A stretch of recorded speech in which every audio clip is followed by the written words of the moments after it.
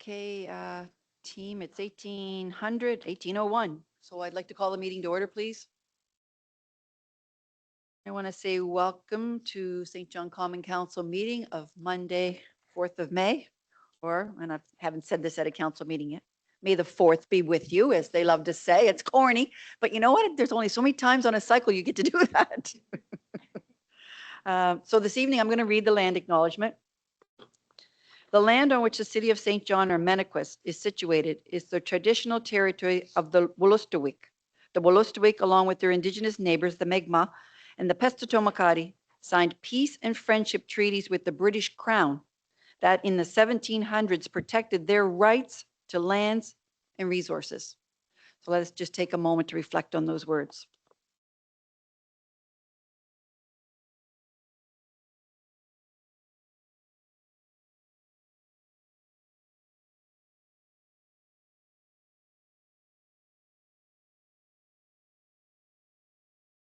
I'm going to ask everyone to please stand for the national anthem.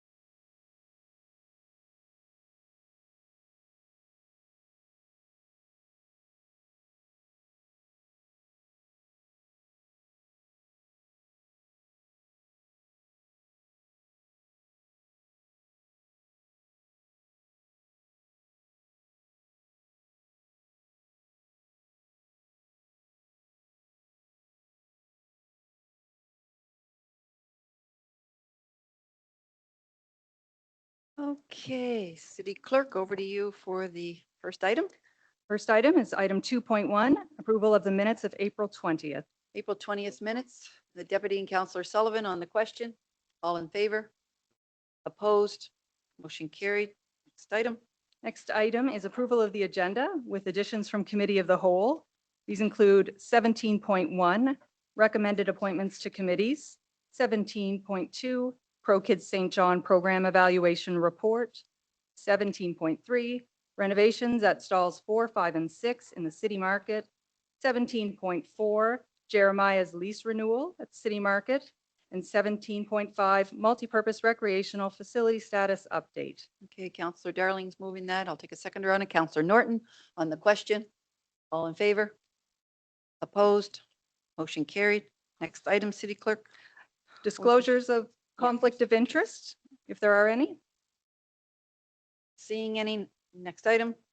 Next is the consent agenda. Over to you, Deputy, to read the consent agenda, please.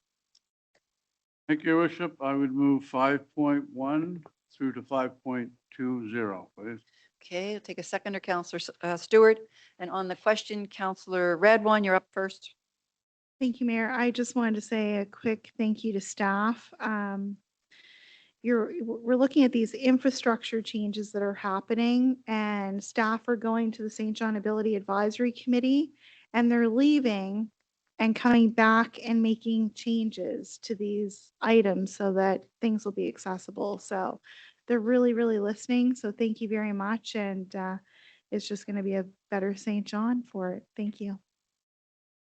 Thank you. Okay, so we've got, the motion is on the table. It's been seconded. I'll call the question. All in favor? Opposed? Motion carried. Next item, City Clerk. Okay, there'll be an adjustment to the agenda. Members' comments will be coming at the end. So we'll move on to 7.1, which is a proclamation for National Police Week, May 10th to the 16th, 2026.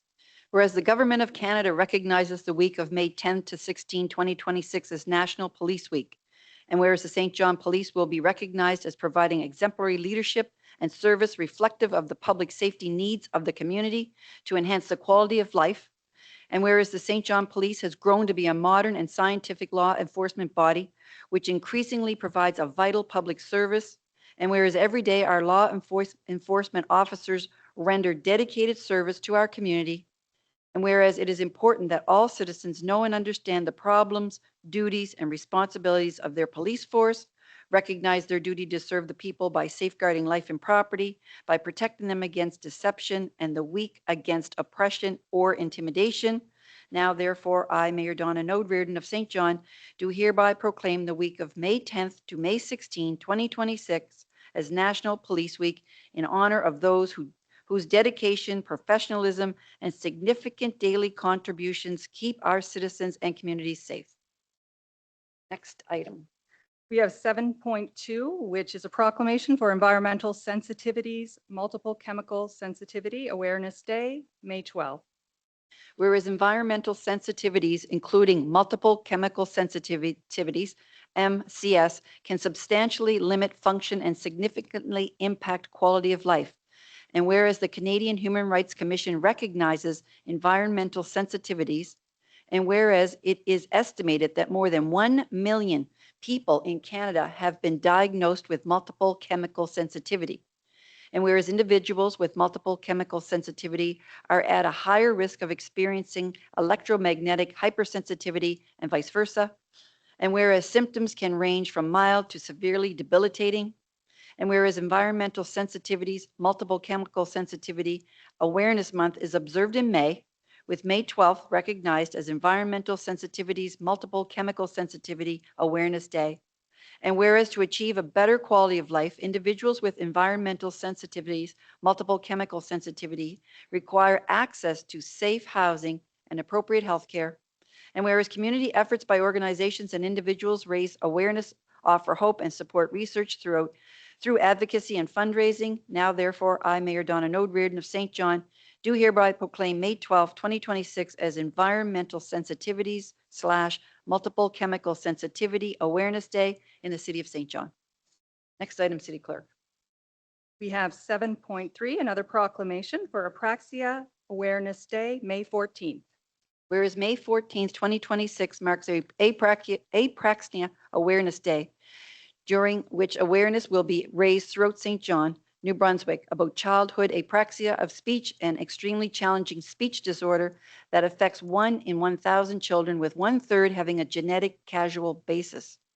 Whereas childhood apraxia of speech causes children to have significant difficulty learning to speak and is among the most severe speech deficits in children.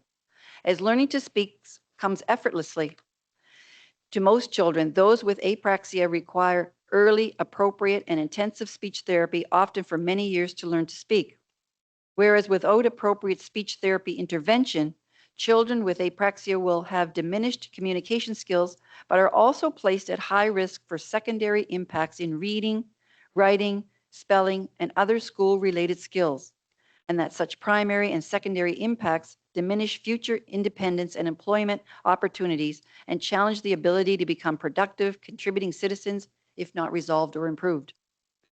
And whereas public awareness about childhood apraxia of speech is essential for families of children with this neurological disorder and the professionals who support them to achieve the needed services for those learning to use their own voice. Our highest respect goes to these children as well as their families for their effort, determination, and resilience in the face of such obstacles. And whereas Apraxia Kids is the leading nonprofit that strengthens the support system in the lives of children with apraxia of speech, please visit www.apraxia-kids.org for more information. Now, therefore, I, Mayor Donna Node Reardon of St. John, do hereby proclaim May 14, 2026 as Apraxia Awareness Day in the City of St. John, and citizens of St. John are encouraged to work within their communities to increase awareness and understanding of childhood apraxia speech. Next. And the next item is the final proclamation, 7.4 for National Public Works Week, which is May 17th to the 23rd. Whereas public works professionals focus on infrastructure, facilities, and services that are of vital importance to sustainable and resilient communities and to the public health, high quality of life, and well-being of the people of St. John. And whereas these infrastructure facilities and services could not be provided without the dedicated efforts of public works professionals who are engineers, managers, and employees at all levels of government and the private sector, who are responsible for rebuilding, improving, and protecting our nation's transportation, water supply, water treatment, and solid waste systems, public buildings, and other structures and facilities essential for our citizens. And whereas it is in the public interest for the citizens, civic leaders, and children in St. John to gain knowledge of and maintain an ongoing interest and understanding of the importance of public works and public works programs in their respective communities. And whereas all citizens are urged to join with representatives of the Canadian Public Works Association and government agencies in activities, events, and ceremonies designed to pay tribute to our public works professionals, our engineers, our managers, and our employees, and to recognize the substantial contributions they make to protecting our national health, safety, and advancing quality of life for all. Now, therefore, I, Mayor Donna Node Reardon of St. John, do hereby proclaim the week of May 17th to 23rd, 2026 as National Public Works Week in the City of St. John. Next item, City Clerk. Next item, we have 8.1, which is a presentation regarding Youth Council. Okay.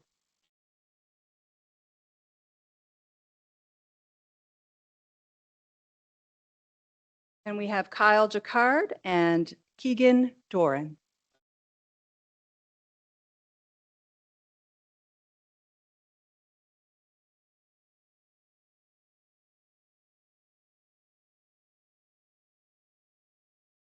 Kyle, welcome. It's great to have you here this evening. Thank you for you allowing me to be here. It's our pleasure. So, as already been stated, my name is Kyle Raymond Jackard. I would have been with Keegan Doran, but sadly, he's unable to be here tonight. So, I am from Harborview High School. One of the things that Harborview High School offers is Civics 10. It's offered around the entire T of New Brunswick. One of the things is we must do a civic act in our communities.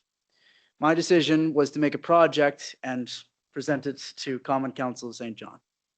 So, something I've noticed is there's not necessarily a youth council or youth involvement in municipality in New Brunswick.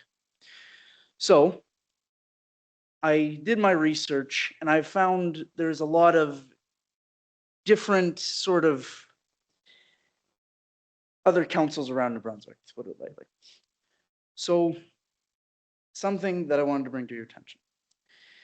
Now, like I said, the reason we made the project was so kids that were interested in municipality and in government could have an outlet for it, could actually do something with their community and actually be in the community. Instead of listening into textbooks or listening to politicians or other sorts of things like that. And the benefits for the community and the benefits for the youth.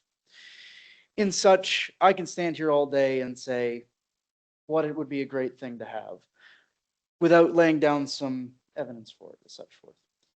And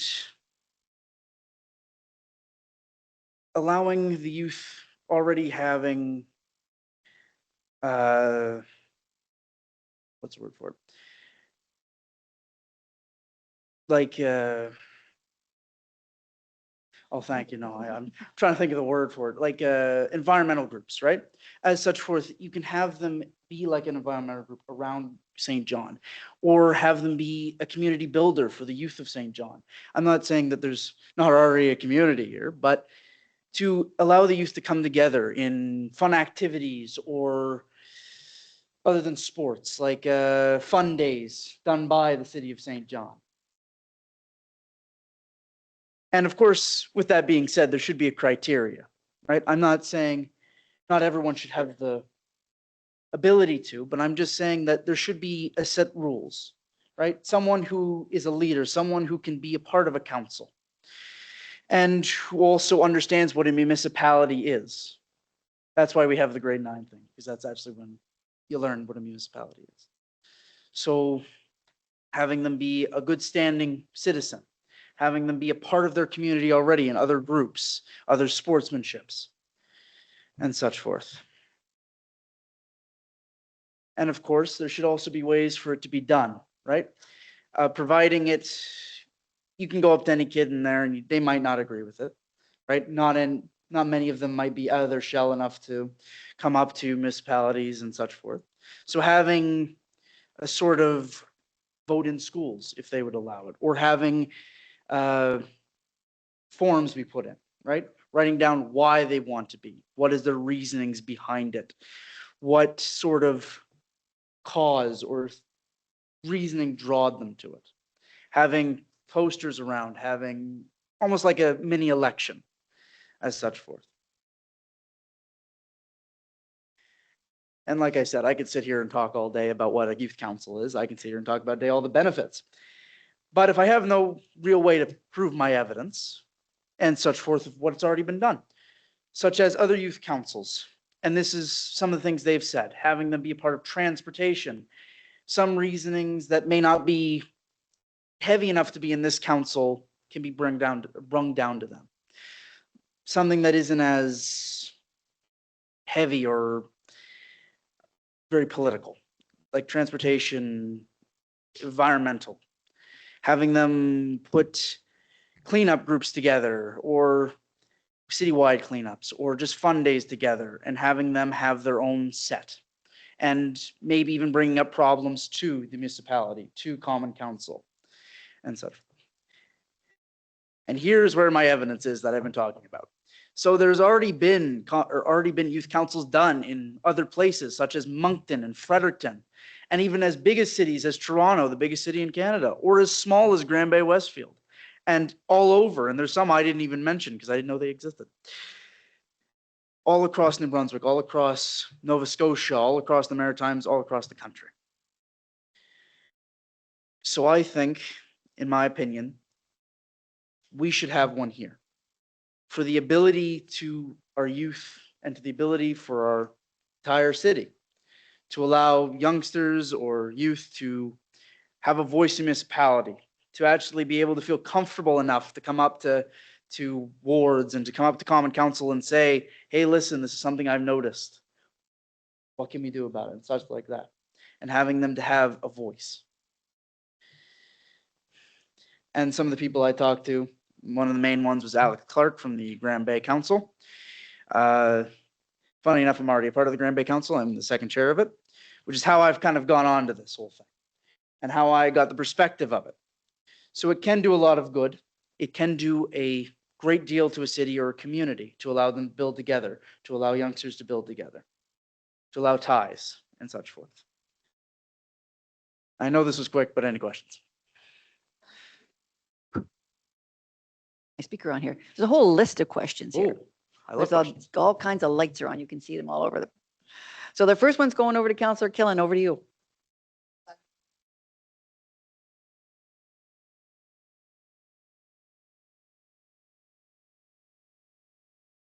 So I would love.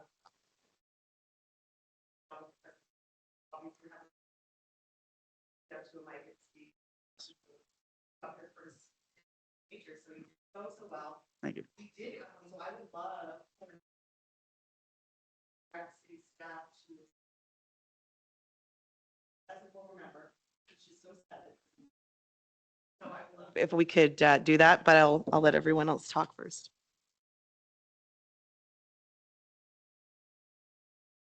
Thank you, Mayor. So, first of all, thank you, and you did a great job. At a time that I've been feeling a little bit like, what's going to happen when the seniors are not here? Who's going to get involved? Who's going to go out to vote? Who's going to come here and talk to us all the time? Who's going to send me emails? Who's going to call me? Right? It's a lot of retired people a lot of the time. And it's just so refreshing that, hey, you know what? Maybe it's this group. Um, One thing that's been really, really super challenging, just to let you know, is I don't have any children. And I know that the youth are a huge demographic that need to be listened to, but I don't really feel comfortable just walking up to a bunch of teens underage, talking to them. No, absolutely. I understand that fully. And that's why I said if it was in some sort of school system, if it was brung to the board's sort of like the school board's direction and say, hey, listen, this is something for the youth. This is something for them that can allow them to explore other opportunities, right? Because there's already programs with trades, the big one Yeah. in St. John, of course, seeing as there's the harbor. Yeah. But allowing them to have another opportunity into politics, allowing them to express themselves into the political field, rather than them just not knowing it or being, I don't want to use the word ignorant to it, but not understanding it. And I that mean, is- and that's just that not understanding.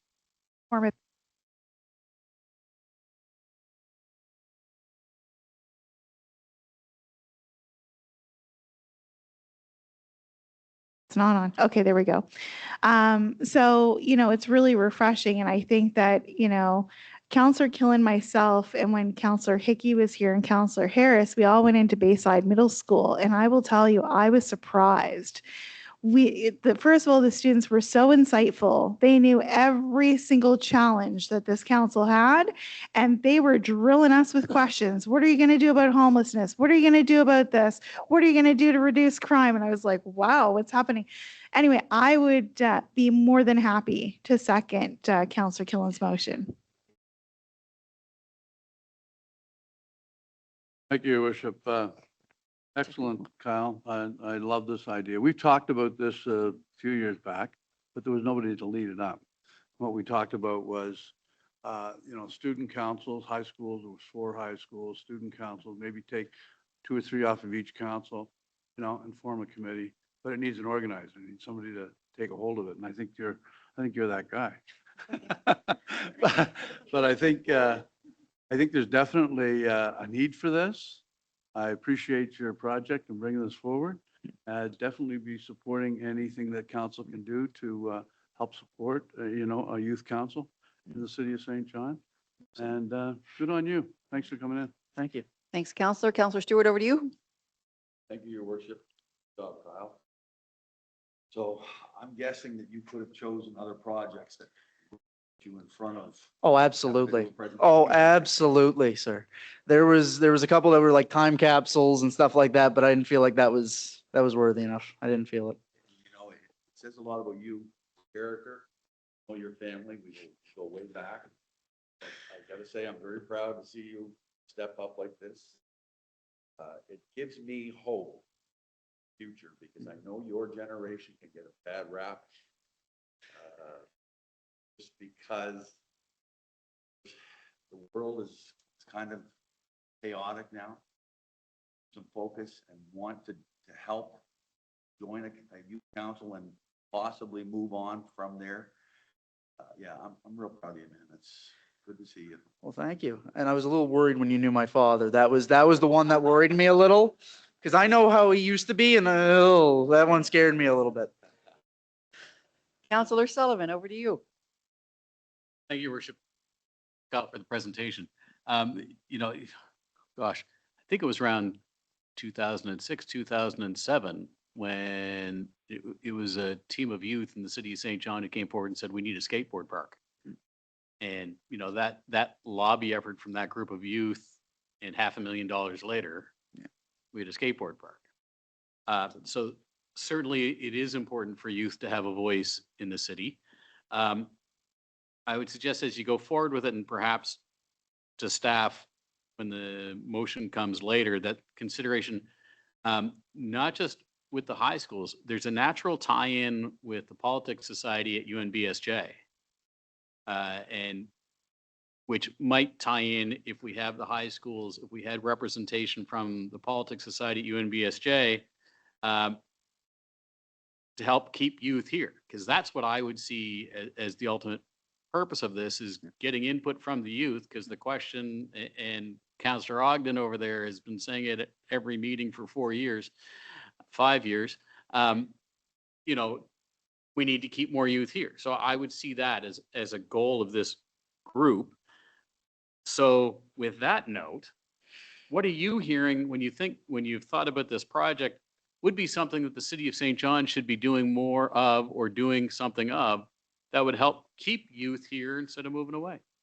Well, I think it depends on the youth themselves, right? It's the same saying as you can drag a horse to water, but you can't make them drink, right? And I 110% agree with you.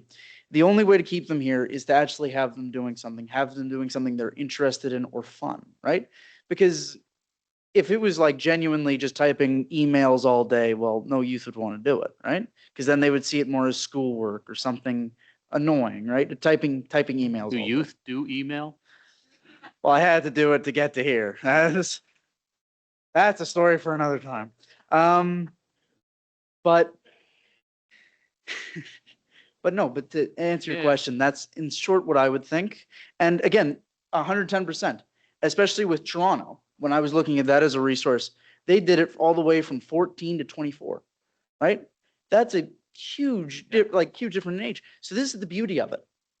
It's all dependent on what the youth want and what the council want.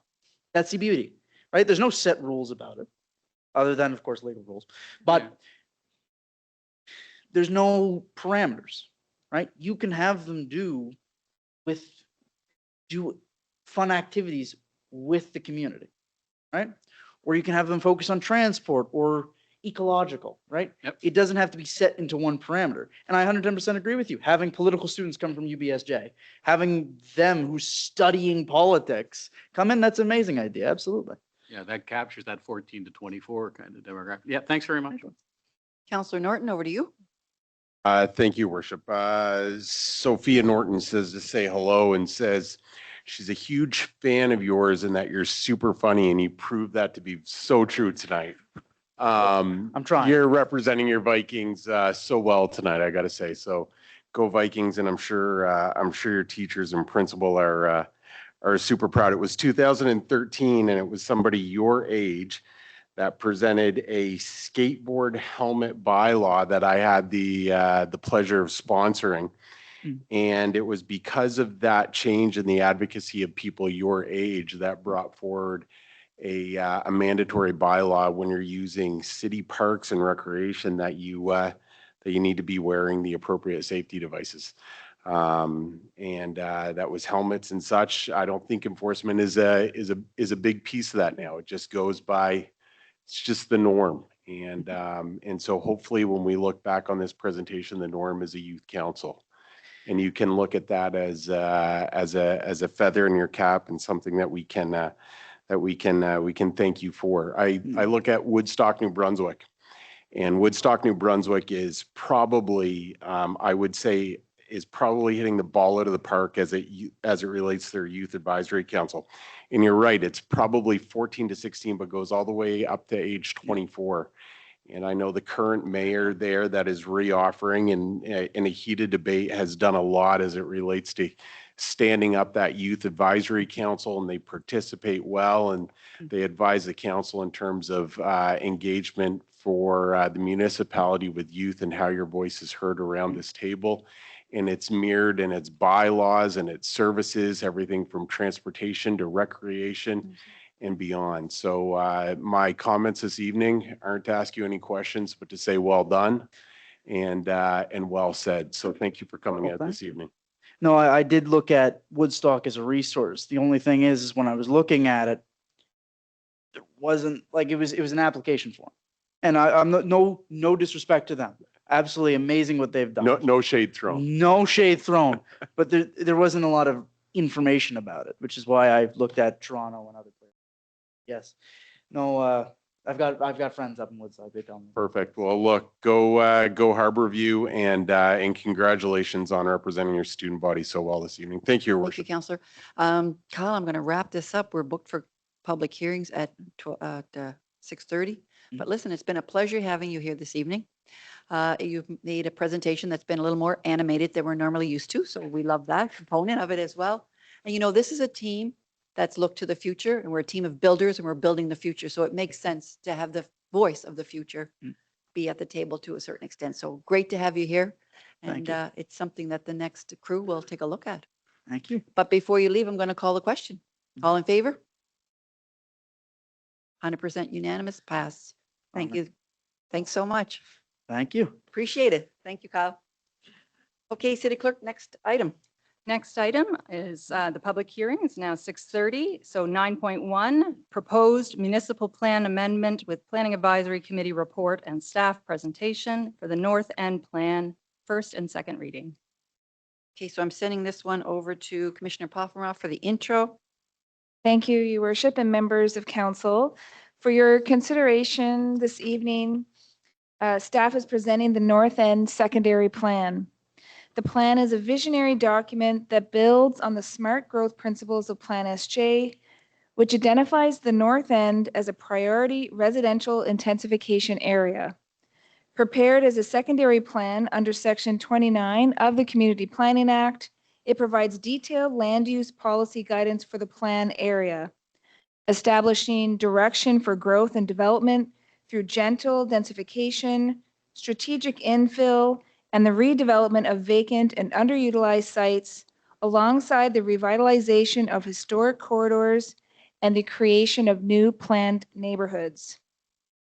Taken together, these initiatives are aimed at expanding housing choice, improving long-term affordability, and strengthening the sustainability of the North End. Over the next 20 to 25 years, the plan is projected to create between 6,000 and 10,000 new housing units. At its February 24th meeting, the Planning Advisory Committee unanimously endorsed the staff recommendation. I will now turn it over to Director Pankaj Nalavde and Senior Planner Sam Burns for the staff presentation, which will be followed by our consultants, Photon, Planning, and Design. Thank you. Thank you, Commissioner Poffenroth. Good evening, Your Worship and members of council.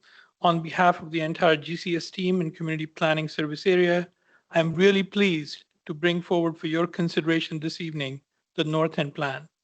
This neighborhood planning initiative was identified under the goal Prosperous in your 10-year strategic plan. We wanted to bring this plan forward before your end of the term because this was genuinely your initiative and it deserves to be seen on your watch. The North End Plan is technically a secondary plan established under Section 29 of the Community Planning Act.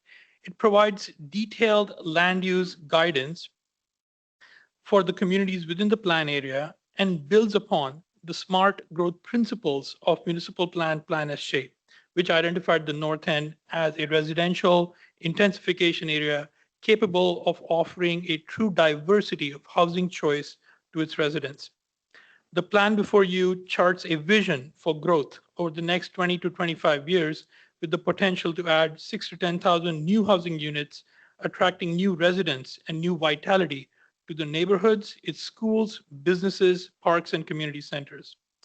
At its heart, this vision is a reflection of community pride and aspiration shaped by the North End residents through the 3 locally held engagement events, so that this neighborhood and the city can together prosper into the future.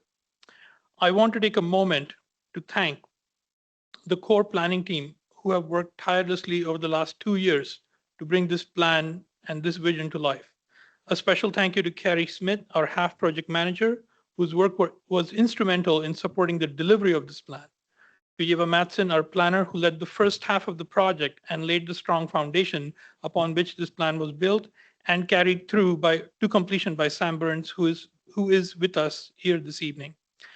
I also want to thank staff from our partner departments, Transportation, Parks, Infrastructure, St. John Water, and the GCO, without whose collaboration we would not have been able to deliver this plan within the timelines we achieved. To the Neighborhood Advisory Committee, a sincere thank you for the time, commitment, and passion you brought to the table. Your contribution helped shape the vision and validate the work of the planning and consulting teams. A special thank you to Tamara Kelly, chair of the committee, who was always present in the late evening meetings and generously provided space for our discussions and open houses in locations that were central and accessible to the community. A sincere thank you to Deputy Mayor John McKenzie and to Councillor Barry Ogden for attending our evening meetings and consistently championing the North End as proponents of new housing affordability and the enormous growth potential this neighborhood holds.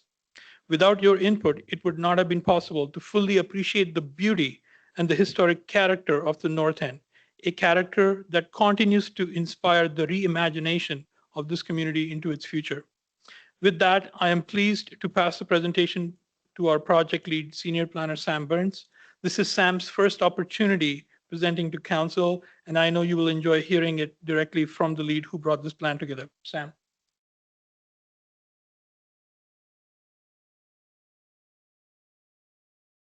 Good evening, Your Worship and councilors. My name is Sam Burns, Senior Planner with the City of St. John and Project Lead. I'm very happy to be here after having joined the city in August last year. It's been an excellent introduction to this excellent community to be able to jump in feet first to this planning project and play an active role in shaping the future of the North End neighborhood. The North End planning boundary, as you see before you on this map right here, is not a formal administrative or electoral district. It's defined by the area's functional role in the city of St. John.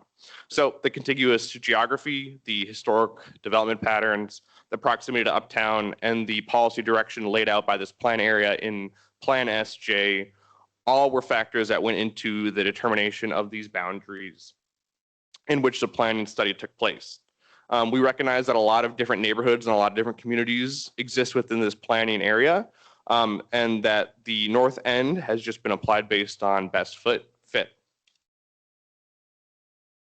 So this is a very large planning area, approximately 4 by 4.5 kilometers, totaling more than 9 square kilometers. The size of this planning area has further implications that will be discussed later in the document. Community input and engagement helped identify some core purposes and goals of this plan. They can generally be summarized as prioritizing growth opportunities in housing, specifically infill and greenfield development, and also increasing the tax base, an emphasis on beautification and revitalization of the North End planning area, ensuring alignment with the densification goals laid out by Plan SJ, and of course, a focus on parks, green space, and amenities. So before we proceed, a key caveat to note, the city is committed to the North End and the themes and goals of this plan. However, it is not obligated to undertake any specific actions within this plan itself. As Pankaj referred to, a secondary plan is enabled by Section 29 of the province's Community Planning Act. A secondary plan is supposed to be complementary to the municipal plan, our Plan SJ. The North End plan aligns with several directions in Plan SJ, chief among them smart growth policies, the same attention to intensification areas, and the same support for a vibrant mix of uses. Lastly, a secondary plan is supposed to provide detailed land use policy over a smaller plan area than the municipal plan itself. This process this bylaw before you this evening will amend the municipal plan in order to formally adopt the North End plan. The North End plan and all secondary plans, the other one being the Central Peninsula plan, are housed within the municipal plan, Plan SJ. The project team wants to acknowledge the two primary sources of outside funding for this project, the CMHC Housing Accelerator Fund and the Green Municipal Fund. Conditions of the Housing Accelerator Fund money was predicated on removing barriers to housing, promoting infill development, and unlocking gentle density. The North End Plan and other city initiatives support these goals. Here's a general timeline and outline of the planning process. The project began in November 2024 and was undertaken in approximately 3 phases until now. A crucial part of that planning process was public engagement. Public engagement occurred at a variety of different levels with multiple in-person and virtual opportunities for involvement by community members. like the planning process, it was undertaken in 3 distinct phases. So phase 1 began with the launch of the project in the end of 2024, early 2025. Project materials were made available online and the project's Shape Your City page was launched. Documents pertaining to the project were uploaded to the Shape Your City page throughout the timeline of the plan, and their community members had the opportunity to contact staff, provide comments, ask questions, and directly view versions of the documents as they were created by the project team. In addition to sharing documents, phase 1 also included an online survey in which approximately 80 responses were collected. In-person events were held. There were 3 pop-up events, one at Tim Hortons in the Lansdowne Plaza, one at Crescent Valley Resource Center, and another at the Churchill Boulevard YMCA. In addition to that, there were formal open house sessions held in the afternoon and evening at the Nick Nicole Community Center. Phase 2 included consultation with specific stakeholders like developers and large landowners and WNNB. In October, there was 2 additional open house sessions held at the Nick Nicole Center and Lord Beaverbrook Rink. And there was additional targeted in-person events with the Neighborhood Advisory Committee that Pankaj referenced earlier, and developers and large landowners. Phase 3 of the engagement process was in early this year, January 2026. Here, final documents were made available to the public. I should say draft final documents were made available to the public. They were also posted online in the Shape Your City page. The goal for this session of engagement was to validate that the plan reflected the feedback and aligned with the community aspirations and goals that were shared with us throughout this project. The project team's happy to report that the feedback provided gave a high degree of confidence that the goals and themes and values were aligned. Again, overall, some key outcomes of engagement. Engagement shaped each stage of the planning process and occurred concurrently as the consultant team and project team put together this document. It established the plan themes and visions and inspired the team with community pride and provided some deep insights about the North End community. And it informed development of schedules and policies, being responsible for some of the big ideas that are in the plan document itself. This specific feedback additionally, this engagement provided specific feedback on the schedules, policies, suggestions, and plan materials. One of the most important plan materials created as a result of this is the land use schedule. We'll provide further information on land use changes in the presentation, but I wanted to first and foremost highlight the changes on the map. We have on the left-hand side Plan SJ. That's the existing land use map. On the right side, we have the North End plan. If adopted, the land use plan in the North End plan will supersede the existing Plan SJ policies and provide more granular and specific land use. But I'll turn it over to their consultant team and they'll provide more on the actual plan content itself. Thanks.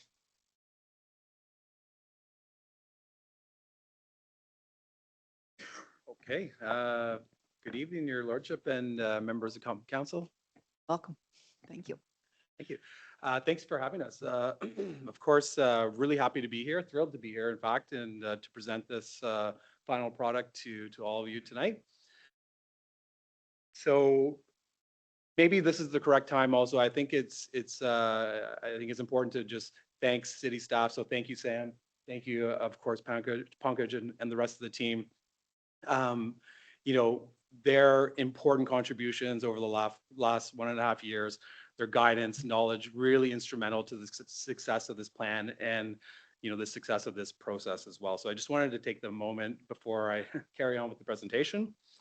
But maybe just quickly a little bit about myself, as we probably should introduce ourselves in front of council. So my name is Matthew McElligott. I'm a principal at FO10 Planning and Design.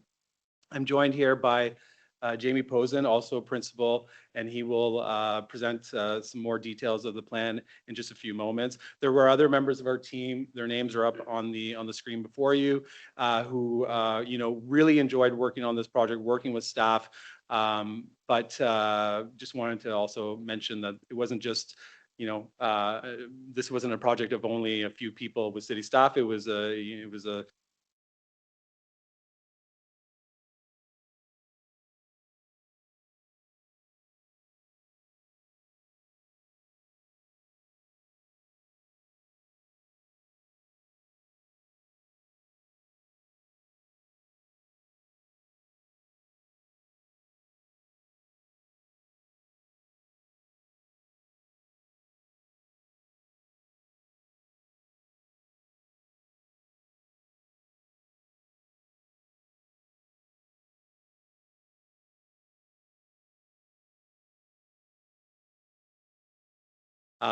just in terms of the methodology, to approach the project, we use obviously a multi-pronged approach.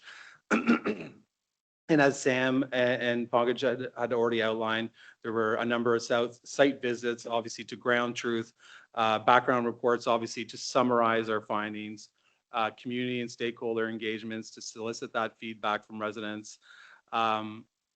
And I do want to maybe mention as well the Neighborhood Advisory Committee, really, a focus group of volunteers in effect, and experts in the neighbor to help prepare this plan. And I think that's something that I really want to emphasize. That was a true success of the project, and they were involved throughout the duration of the project. So let's just walk you through the plan. Again, really at a high level, but I think obviously we're due to do that tonight. So several high-level themes of the plan, of course, housing and growth being one of them. Obviously, new housing increases density, which has several benefits. Obviously, financial, infrastructure, of course, economic. Pardon me, a bit of a. Okay. Just looking for the mouse here, but suffice it to say, social, of course, benefits, so neighborhood vibrancy, environmental benefits, of course, so avoiding sprawl, and of course, in terms of building and street revitalization, in line with the history and character of some of these really fantastic places throughout the planning area. For example, Douglas Street with its heritage, characteristics, really to truly improve the public realm and build the case for further private investment when the time comes. In terms of places for people, of course, green space and community amenities, parks and recreational facilities are part of complete communities and offer, gathering places as well as to enhance the experience of those people living in the community. And maybe lastly, of the kind of overarching themes, mobility and connectivity. So obviously movement through the community is vital, but also to other parts in the city. And, a focus of this, of course, because of the topography challenges we see here. So at the onset of the project, we created a vision statement, of course, that I'm not going to read it today, but this vision was produced with the input from members of the public and, of course, that Neighborhood Advisory Committee.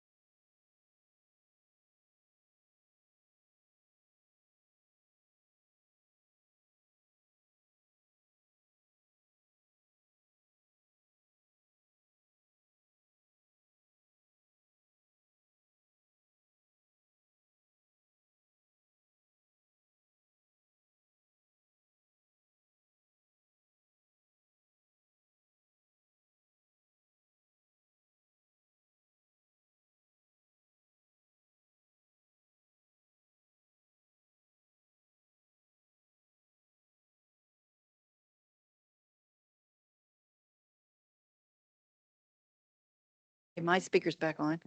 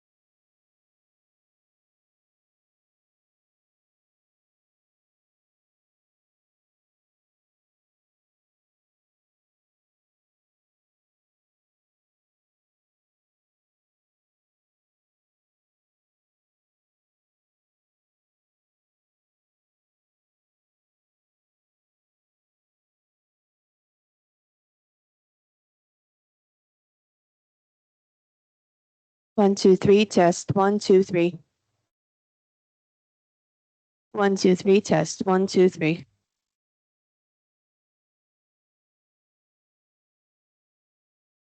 1, 2, 3, test, 1, 2, 3.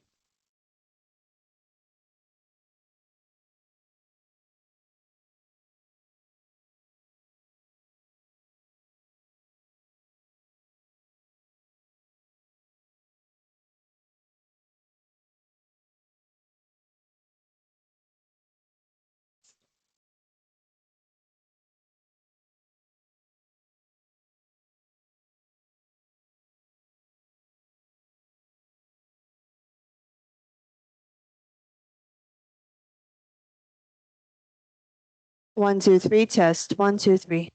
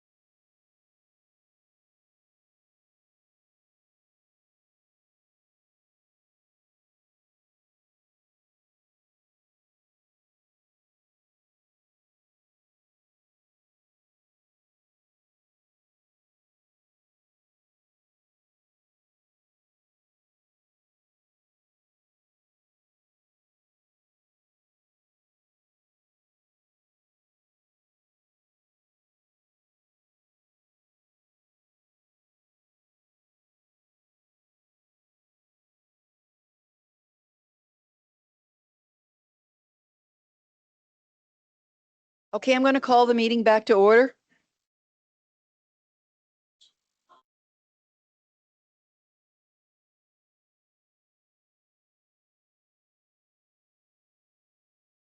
I'm going to call the meeting back to order, please. Okay, so we're in a public meeting. The microphones aren't working. The meeting's been advertised. We can proceed. And we do have someone that's apparently going to be coming in to work on it. So hopefully we'll get something before the end of the meeting. So it's not going to be able to go through the system to get out to the public, but it is a public meeting. We've advertised it. So we're just going to roll. So back over to you. If your mother's watching, she's going to, yes, be disappointed. So just to be clear, this is not being broadcast to the public anymore, or? No. Oh. We don't think so. Then my mother will be disappointed. Yeah. Okay, well, I'll continue on with the presentation. I think there could be a healthy discussion anyways, regardless of whether, or not there will be online engagement tonight. But nonetheless, we're still focused on the guiding principles from 5 minutes ago. And I believe we've kind of gone over these guiding principles that kind of would have supported that vision statement. Lastly, I think where I left off was the urban village. And there are some areas within the plan, nodes themselves, which are really truly meant to become the focal points of activity, gathering places for folks within the North End that offer commercial, cultural offerings, and really truly to put an emphasis on, the active and pedestrian realm, and really to get people out there and socializing and building on community bonds. And then the four final guiding principles, just quickly, collective identity for the North End. Of course, we've heard here that there's a range of land uses and income levels, for example, throughout the North End. But as best as possible, we're trying to create a shared sense of respect and pride for the North End, while of course, respecting the subtleties of different character areas within the North End itself.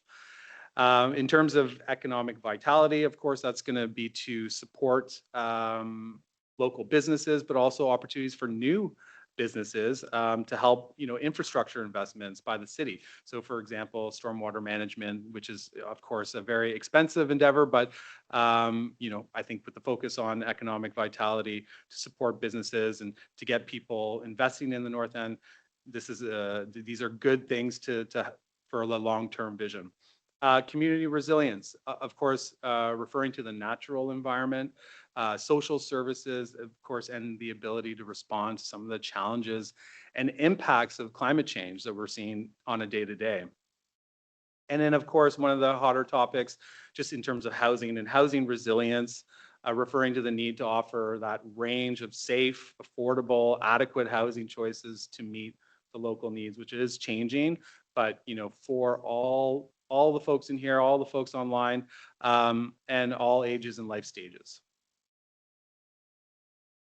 So as you may, well, we kind of already alluded to it, the planning area itself is divided into character areas. So it's important to note that this doesn't necessarily mean that all development within these areas are going to be the same. Rather, they share this kind of identifiable characteristic of built form, land use, or other community characteristics. So we identified 6 character areas. One of them obviously being Douglas Avenue. The second, well, there's no numbering sequence, but Douglas Avenue, Old North End, Lansdowne and Main Street being one, Mount Pleasant, Somerset, and the Pokiok Greenfield. So the whole kind of purpose of these character areas, well, there's 5 sections within them in the plan, and I have a copy of the plan here if folks wanted to review it, but there's a short description profile. There are some priority projects and initiatives, some policy direction, and of course, some general development standards, guidelines to kind of guide new developments when they appear. So again, these character areas really to serve as a structuring element to make the North End planning area more manageable and kind of more bite-sized. The plan itself is meant to remain a living document. There's going to be, over time, there's going to be check-ins with the plan to ensure that we're progressing as the vision and the guiding principles assume. And it can be amended over time as circumstances change. So what you see before you is just a sample of what character area will look like in the plan itself. Of course, this being Douglas Avenue. And then again, Douglas Avenue continuation of that description of the character area and some of the priority projects, for example. So why don't we kind of roll up our sleeves just a little bit, again, at a high level, showing you 2 images. On the left, you're going to see priority projects. And on the right, you're going to see the land use map. So priority projects for the Douglas Avenue character area include, potentially a public trail along Marble Cove, new opportunities for connections between parklands, water, and of course, some of the surrounding neighborhoods. And then you see that on the land use maps, there is a mix of land uses themselves, primarily residential, institutional, mixed use, and of course, park and natural areas. For the old North End character area, priority projects may include, the use of hydro or energy corridors for multi-use pathways. The potential for acquisition of the Centennial School for incorporated into even Shamrock Park, for example. The possible expansion and revitalization of Robertson Square. Several potential new corridors connecting key destinations, as well as opportunities for streetscape studies along Main Street. And then, of course, you see on the land use map, a diverse range of policy designations, new treatment for Main Street itself, but otherwise largely residential. For the Lansdowne and Main Street character area, some of those priority projects could include opportunities for new green spaces, beautification of Fort Howe, so improving pedestrian access, for example, interpretive signage, landscaping, And of course, new pedestrian cycling infrastructure for enhancing connections to and from some of these destinations, but really throughout the city and beyond. And of course, you see on the corresponding land use map, this character area is primarily designated as a mixed use to kind of reflect its high potential for that type of development. The Mount Pleasant character area, of course, not much intervention in this area. However, some projects may include sidewalk and pedestrian facilities to improve, of course, Hawthorne Avenue being, earmarked or identified as potential. While again, the land use remains absolutely residential in this area. The largest, probably most diverse of the character areas is Somerset, and some of those priority projects may include the use of, again, the energy or hydro corridors for multi-use pathways.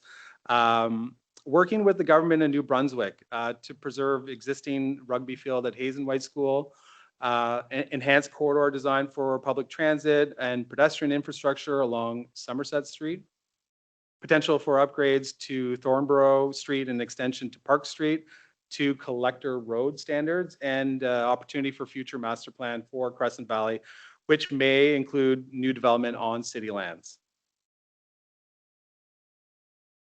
And then for the land use map, Somerset character area obviously includes a wide range of land use designations, including residential, mixed use, institutional. Had to kind of parse this one up because it was such a larger area.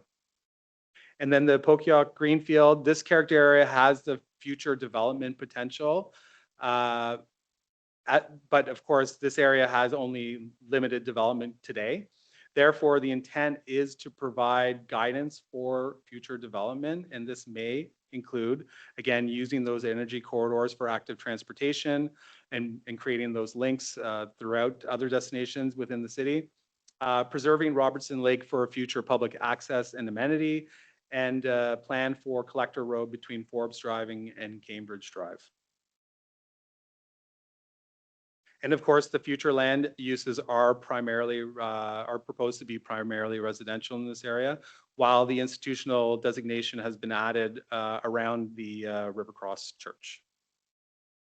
So just to, and I know Sam kind of showed you earlier the comparison with Plan SJ, just to kind of give you a flavor of how that land use schedule of the North End is substantially similar to the Schedule A, but there are some key differences we really wish to highlight. So, of course, as a result, there was a recent zoning reform. The stable residential designation is integrated within the low to medium density residential in some of the areas. So you can see on your screen here some of the low to medium and medium to high. And then the mixed use designation has been applied to the entire length of Somerset Street to continue its mixed use character.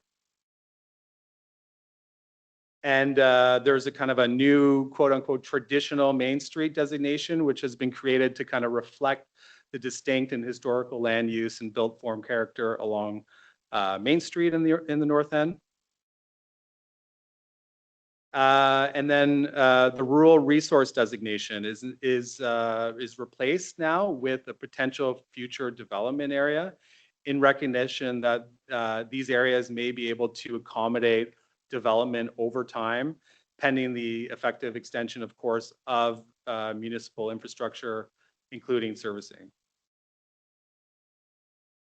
And then I think lastly, there were several other details added for recreation and mobility. So that kind of gives you a snapshot of some of the differences between the proposed land use schedule for the North End versus Plan SJ. I'm going to hand off now the mic to my colleague Jamie Posen, who's going to walk you through just the next few slides, and I think we're going to wrap up the presentation after Sam kind of puts a bow on it. So thank you for your time. Pleasure. Thank you, Matt. Thank you, Your Worship and members of council. Yeah, lots of information to cover here, so we do appreciate your patience and your interest. Just moving things along here, there are other schedules. You were getting the flavor of the primary schedule, the land use schedule, but there are others that are added as attachments in the back. So I just wanted to outline these quickly. One is the transportation schedule for the one you're seeing on the screen is the road network. Is primarily built from the Plan SJ direction, but is enhanced with some potential future urban collector corridors as well. On this slide is the transportation active mobility schedule, the attachment. So this being a principal theme of the plan, so we wanted to separate it out from other forms of transportation. So that includes on the screen here, the harbor passage and some extensions to it, trail loops, waterfront trails, new municipal parks, and pedestrian crossings to enhance the active transportation in the area. This slide and this attachment is Parks and Open Space Network. So this would be both existing and envisioned parks and open spaces in the north end, shown in green. We have a slide or an attachment on this slide entitled Development Constraints, which notes some constraints that should be considered in evaluating development projects in the area as applications for new development come in. So these would be things like floodplains, wetlands, and the housed landfill as examples. So a little bit of detail on this slide. Now, some of the policy direction in the plan is premised on an analysis that we did of vacant and underdeveloped lands within the planning area. So this analysis created an opportunity to identify some catalyst sites that can enable a denser development paradigm and help to fund infrastructure investments, as we'll talk about in a moment. So the red category represents lower scale development. So that was largely addressed through your zoning reform exercise last year. The yellow color represents opportunities for larger scale development. So Lansdowne Plaza, Technology Drive, these may be developed up to 6 stories because they're strategic locations, although will otherwise be somewhere in the area of 3 stories, 4 stories. Some higher density development may be supported by the city's urban development incentive program as well. Now the greenfield areas in green largely identify sort of larger scale sites that offer opportunities for more extensive and lower scale development and modest density, so primarily on the Pokiak area, but some others as well. So our analysis concludes that there is potential for somewhere between about 6,250 and 11,800 units, but I want to emphasize this is very long term. Well, actually rather unlikely for that to happen, but it will depend on uptake, densities proposed, and infrastructure investments to allow that to happen. But there is plenty of potential for development in this area. So generally, new development will help to finance some of those new infrastructure investments to further support both new and existing residents of the area. This is a slide on what we call gentle intensification. So gentle forms of intensification, there are 3 examples on the screen. So the first is accessory dwelling units. These are units that are added to existing development, usually in the rear yard, to provide some small scale units for renters, relatives, downsizers, etc. The one in the middle is a 4-plex or 6-plex, which represents a low-rise development form that can accommodate density, but still remains compatible with the built form of its surroundings. And the third example on the right is stacked townhouses, which offer kind of ground-oriented units that are less land-intensive than other forms of ground-oriented housing, but still retains a strong relationship to the street. So my last section here is on the catalyst projects, as we've titled them. So the catalyst projects illustrate potential development outcomes in key intensification areas. Now, I really want to emphasize on this point because there has been some confusion that these are only aspirational. They're intended to show how density could be added, but it requires various conditions. It could be infrastructure, it could be the market, it could be land consolidation. So it's only a potential of what could happen, not necessarily that it will happen or that the plan is necessarily calling for this design specifically. But I'm going to walk you through a few. So this image on the screen shows all the catalyst designs kind of overlaid in their respective locations, but we'll take them one at a time. So Lansdowne Plaza, this is probably one of the primary areas sort of low-hanging fruit for possible intensification.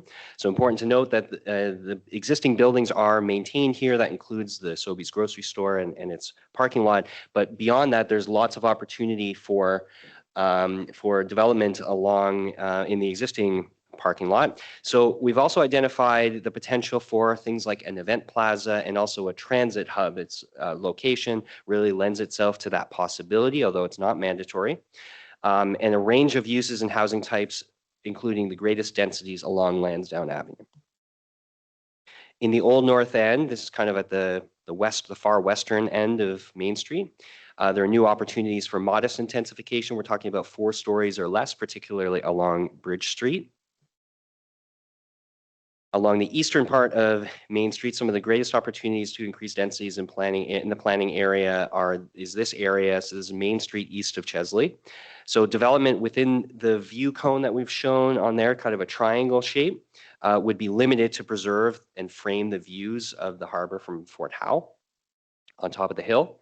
But increased development in this area is also strategic given its proximity to uptown and the potential to access key destinations through active transportation. At the intersection of Somerset and Wellesley, mid-rise buildings are envisioned kind of up to 6 stories around there, around the intersection itself, with an opportunity for medium density residential transitioning away from the intersection. So more like 4 stories, maybe 2 or 3.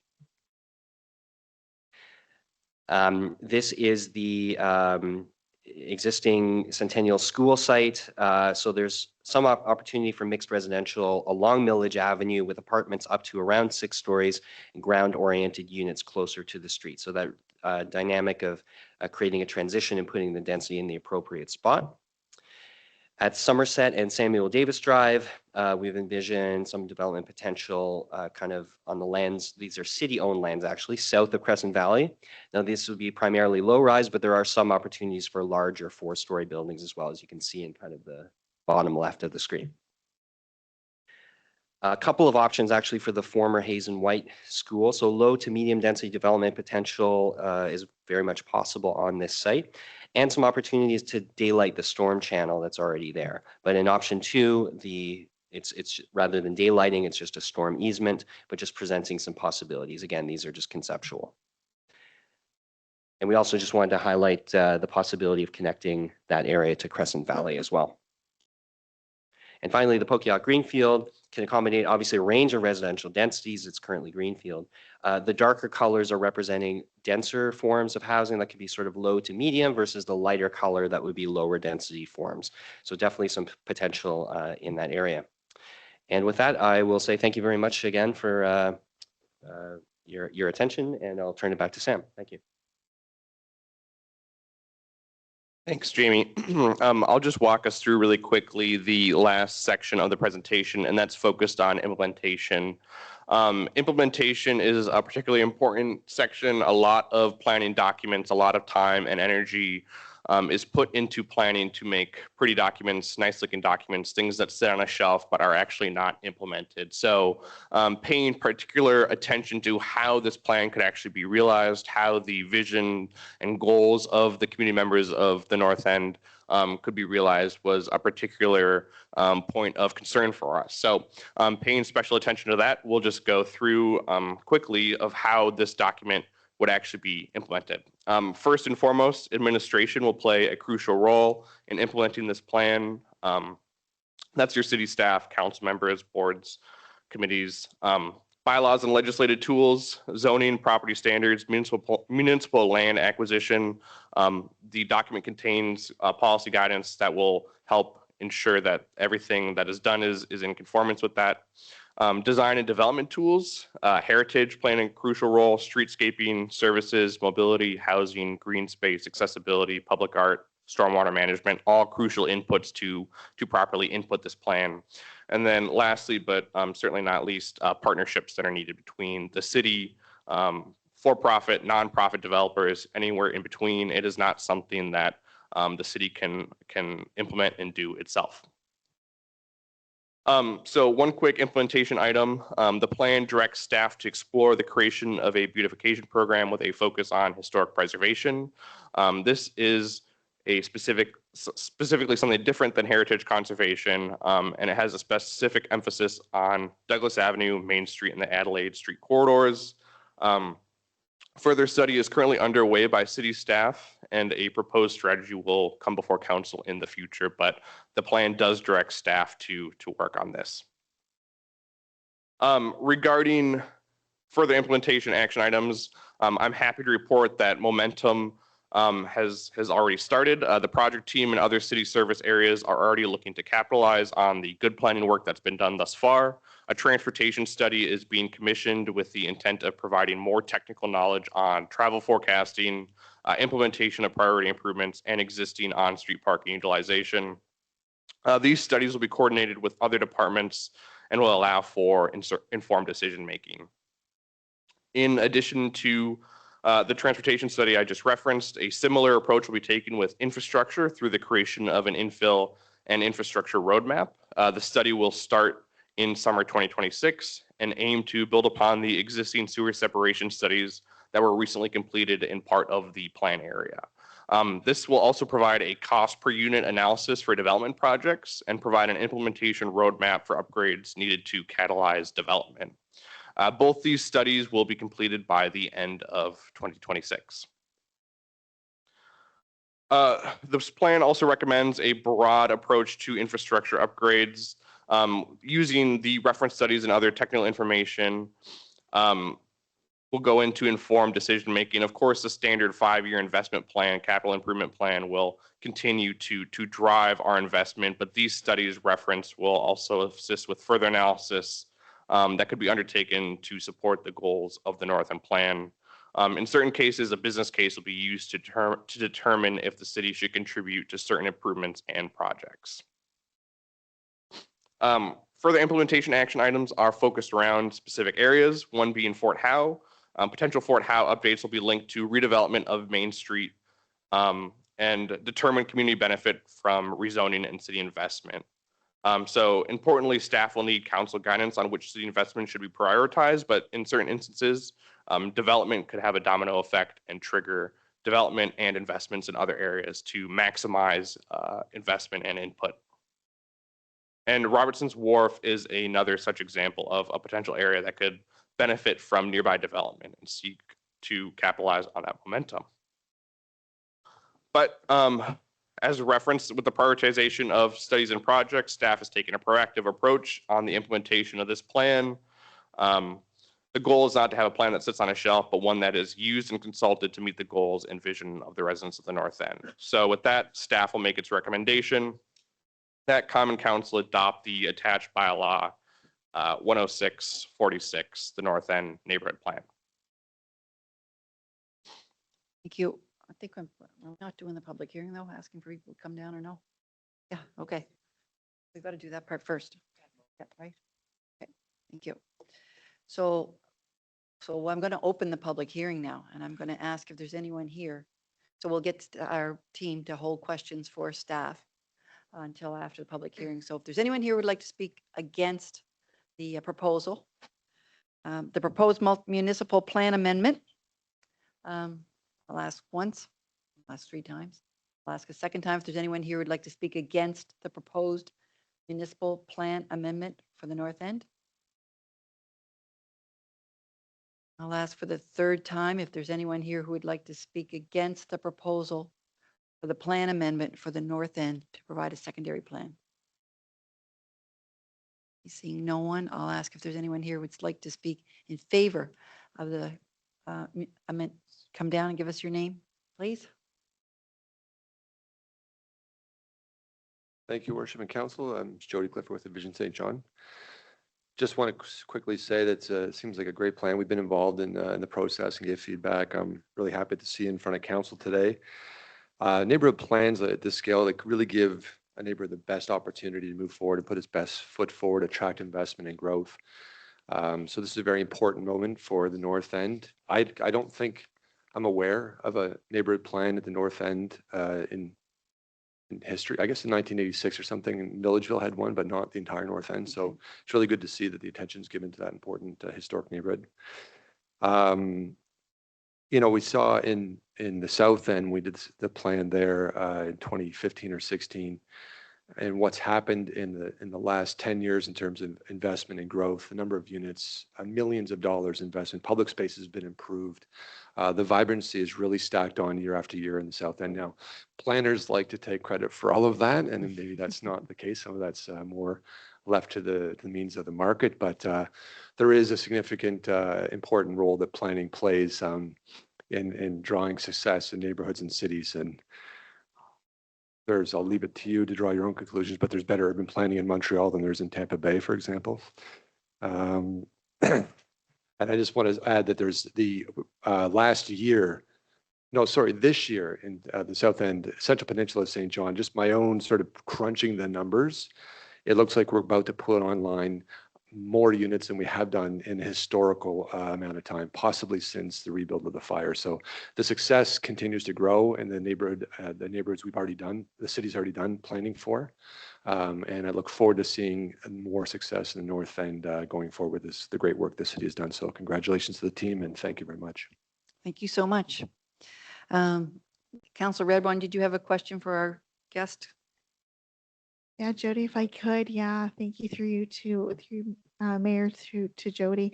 Just wanted to ask you, Jody, like just from being at Envision, are you getting any kind of a feeling from the public? I mean, this has been going for a little bit, us trying to gather information for this. Are you getting a feeling from investors as to how eager they are to invest in the North End? And are there multiple people? Are you getting any feeling from them? So through your worship to the councillor, yes, there's constantly interest in all parts of the city, to be honest, and that sometimes results in real investment. Sometimes it kind of gets punted down the path and maybe comes back again in a future time or doesn't. And the North End specifically, I mean, obviously Milledgeville has had the interest of developers for decades now, and that hasn't stopped, and I don't foresee that stopping. The old North End area, I mean, we just saw the multi-unit on Metcalfe Street completed. I think that's being leased up now and has had success. There's other areas that have been in the planning stages for investment for a number of years.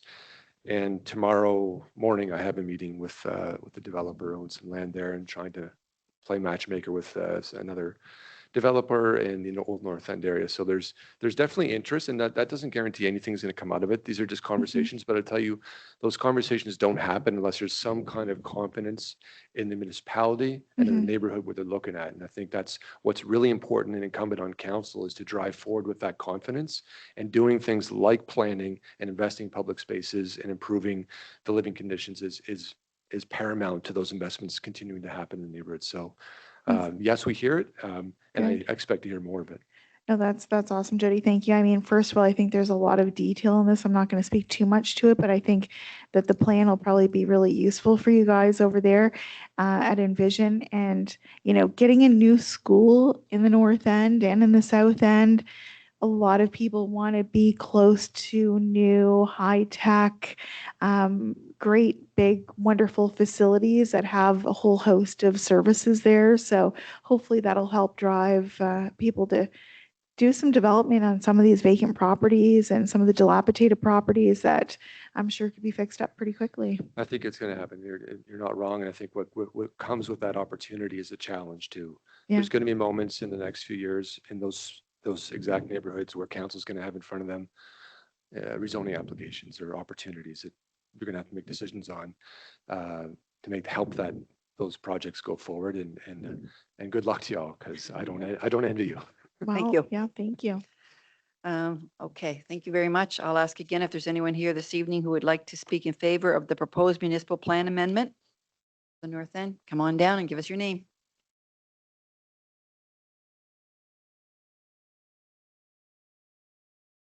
Good evening, Council and Your Worship.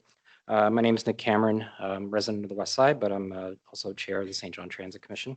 Here with some remarks from the St. John Transit Commission. This is an ambitious and thoughtful document. This vision set out to create a walkable, connected neighborhoods concentrated along existing transit corridors. This is exactly what planning needs to make transit work. We are excited about what this can mean for the North End and St. John Transit. The plan's vacant land analysis projects between 6,000 and 11,000 new units across the North End planning area. The Commission would like to offer two observations how Council can help ensure that potential is realized. The first one is one that the Commission has submitted before, and that's regarding parking minimums. The Commission welcomes the plan's support for parking minimum relief near transit corridors. This is the right instinct. Reducing the amount of parking that new development is required to build makes housing more affordable, makes transit more attractive, and makes better use of scarce urban land. We would encourage council to move quickly on the zoning bylaw amendments needed to make this relief available as of right in the north end, particularly along the main Lansdowne corridor.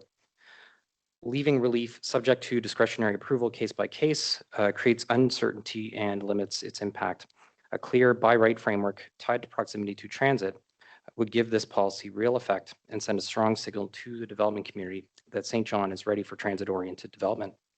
The other observation that we wanted to point out is just to keep some flexibility as far as some of the transit-specific infrastructure recommendations in the plan, to think of them more as concepts. And I think you kind of heard that tonight from the staff presentation.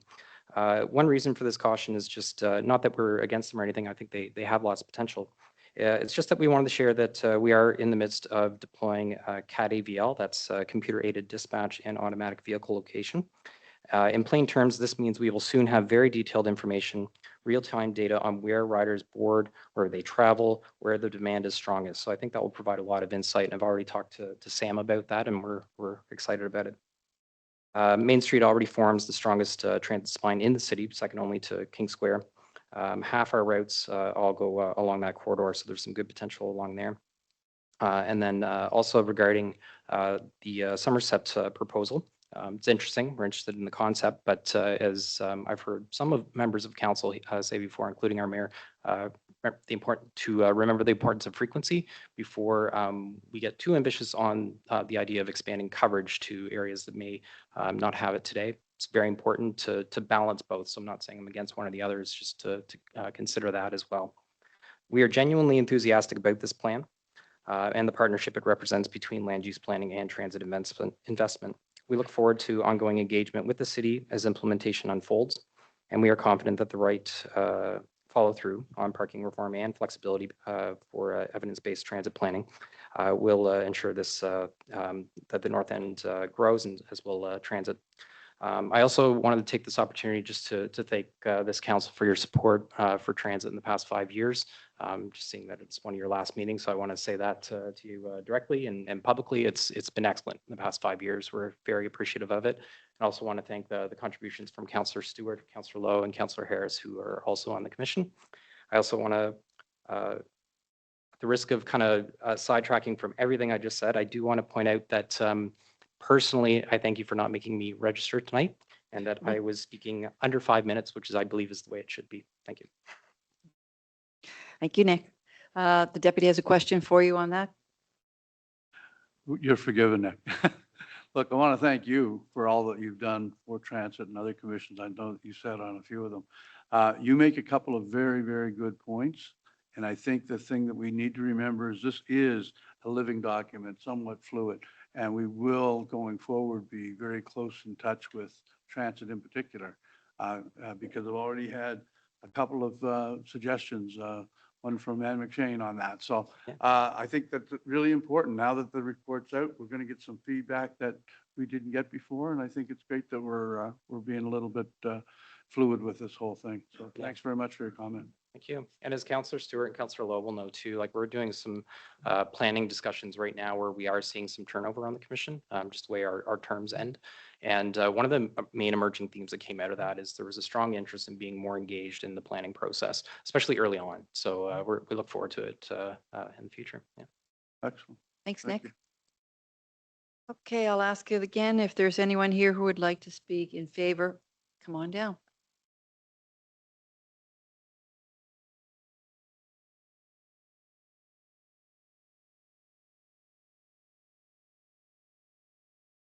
Evening, Your Worship and councillors, and I'm glad this isn't being videoed. I don't want to be on TV anyway. Listen, it is being videoed. It's apparently working now. Oh, great. Yeah. Can I go back and sit in the gallery? My name is Mark Hughes. I happen to own EMV Holdings, which has been purchasing the land along Main Street across from the Lord Beaverbrook Rink. So we now own the majority of that property, and I just wanted to come here as one of the developers in the area. A bunch of my friends have property in different parts of the area that they intend to work on, and I just want to encourage you and say thank you for the the proposal you have, that you're actually working towards putting something together that'll benefit the north end. And it's been a great place to work. Our church, River Cross, has been involved in the north end of the Nick Nicole Center, and the old Main Street Baptist Church is still there, and we're looking at what our options are there. So, so Punkett and Sam, thank you very much for, they've been great to deal with when I've had to talk with them. And just wanted to say thank you, and that I like the ideas that are coming forward. And I know it's a fluid plan, and there's lots of things that can change. And not to beat up on the transit guy, but I like parking spots. I got a bunch of kids, they're gonna live outside the city, and I want a place for them to come park when they come see me. So, some parking would be greatly appreciated. And again, I'm thankful for the help and that we get from the city, and it's a great city. It's got a great history, and it's got a great future. I'm just very happy to be part of it. So, thank you. Thank you so much for being here this evening. Any questions for Mr. Eustace? Yeah, thank you. I'll ask again if there's anyone here who would like to speak in favor of the proposed municipal plan amendments. And if there isn't anyone who would like to speak in favor of the proposed municipal plan amendments, I shall close the public hearing. And I'll ask my team if you have any questions for staff. Councillor Sullivan, you have a question for staff? Thanks, Your Worship. Actually, the funneling through an email we all got this afternoon, earlier today. So Ann McShane, who chaired Plan SJ and has been the past chair of PAC, for the most part, really loves what you've come up with. But one of the pieces that she highlighted that struck with me, there are 3 properties that are former gas stations. They're brownfields, but they're prime location, corner of Douglas Avenue, next to the LBR that's all blocked off, and the one that's for sale across from the McDonald's. Was there any conversation, or do you think it's a future conversation about really focusing on those brownfields, because they're in great locations for doing something? Yeah, thank you, Councilor Mayor, through you.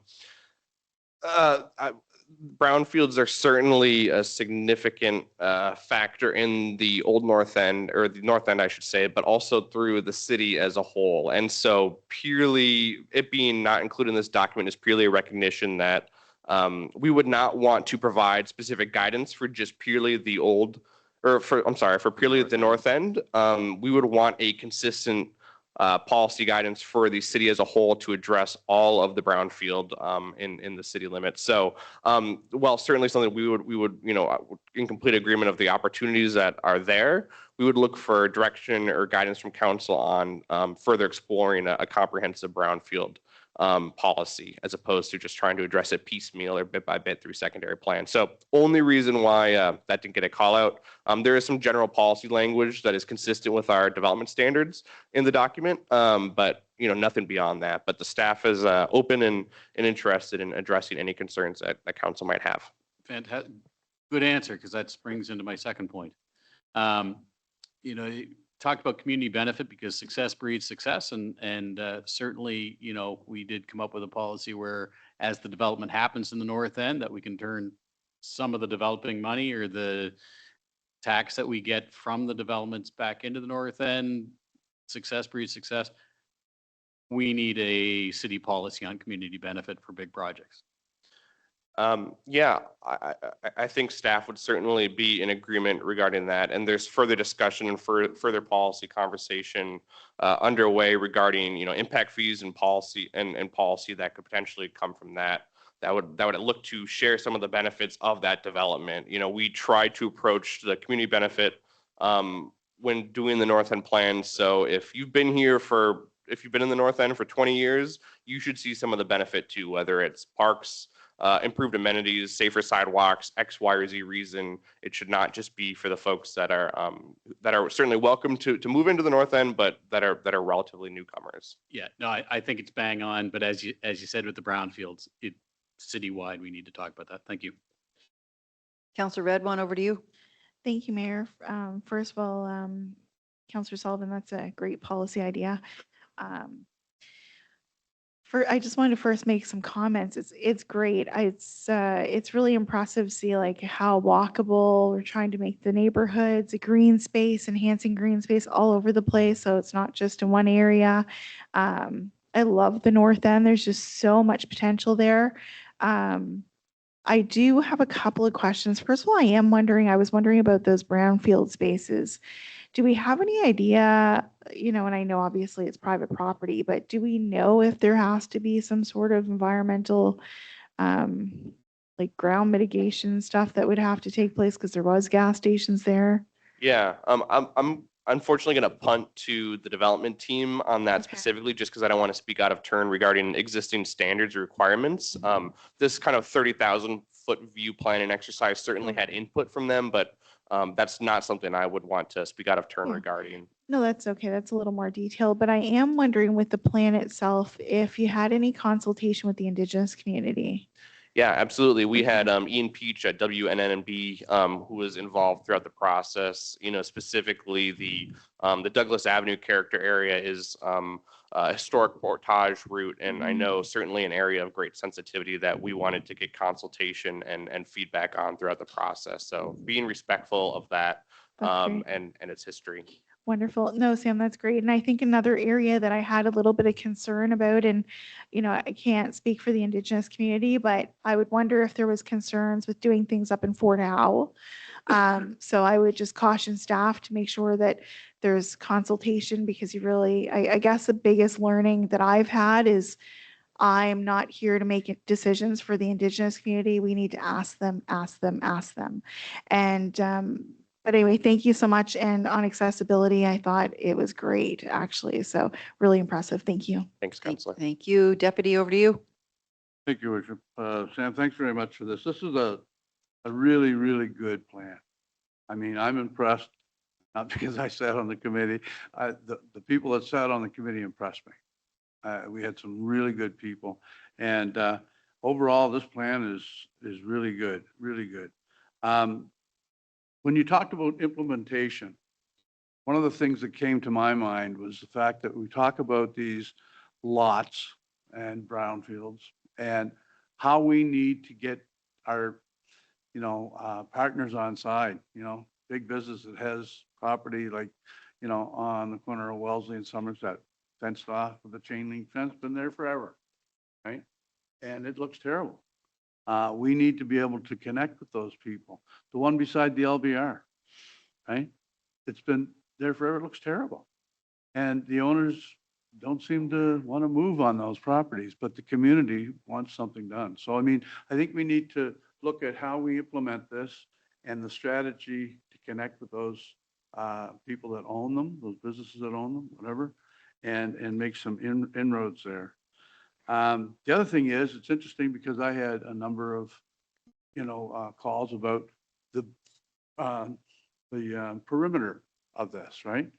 And it doesn't go all the way out deep into Milledge. It stops at the Boar's Head Road area, and it doesn't go into Rockwood Park or Lily Lake, And so I'm glad that we had this time tonight to see the map and show that blue barrier around it. That puts a lot of people at ease that thought, is this going to infringe on Natural Park? So that's a good thing. I think we also have to work with government. We've got a perfect spot, Gary, this out in Milledgeville, behind MGL Teach School. City used it for years to have a tennis court there. It's provincially owned land, a lot of space, and we have a plan for it. And, we need to get the province on side for that. And that's been difficult, but I'm hoping that it gets easier as we go on. But we need to work with the groups that own these properties and say, hey, we are serious. We need it cleaned up. We need it developed and move St. John forward. And I think this plan goes a long way to doing that. So I want to thank you very much. Yeah, thank you, Councillor. And I want to emphasize or really stress, this plan is a big, ambitious document with a lot of work put into it. And that is really a product of a lot of different folks' labor. So the Neighborhood Advisory Committee, the planning consultant team, our partners at FO10, and I'm really lucky where I joined the community in August. I get to parachute in here the last 6 or 7 months of the project and just shepherd it through. But I want to take acknowledgement of the good work that was done before I got here and the initiative that led to it. Really quick, just regarding kind of the standards piece you were referencing of the expectation of expecting a little bit more, I should say, from current property owners or our partners. I think that this plan really kind of raises the bar. It sets a floor of here's what we envision for this section of our community. Here is the expectation, and it kind of starts that dialogue and conversation. It's the building block going forward of policies that would seek to address some of those specific issues that you brought up as well. So certainly a big first step, but work is ongoing to ensure that it becomes a community that we all know it can be and we all want it to be. So thank you. Okay, thank you. Thank you. Councillor Norton, comments or questions for Sam? Yeah, I guess it's just to better help me understand. I want to try to choose my words carefully. Like you're right. It's a big, ambitious plan, and kudos to all those that participated and the task force and the team and the community that participated. As this became released, I slowly started to hear the same thing that you're hearing resonate around the horseshoe, which is those brownfield sites. And I can't help but go back to train whistling cessation. And just bear with me. I'm going to try to get this in 2 minutes and 21 seconds. The community, select communities around St. John have been to a degree held hostage by train whistles. And there was an appetite by select proponents, and they can remain nameless here, that they didn't want to move forward with train whistling cessation or gated crossings until there was a holistic approach that we could essentially put in train whistling cessation at all the crossings, like all of them. And I've been on council long enough to know that's never going to happen. Like it will never happen. So I was adamant, almost angry that we get Blurry and Sand Cove Road gated crossings without waiting for all the rest of them. Like it was so irritable. In fact, Councillor Killen was part of that endeavor to get that done.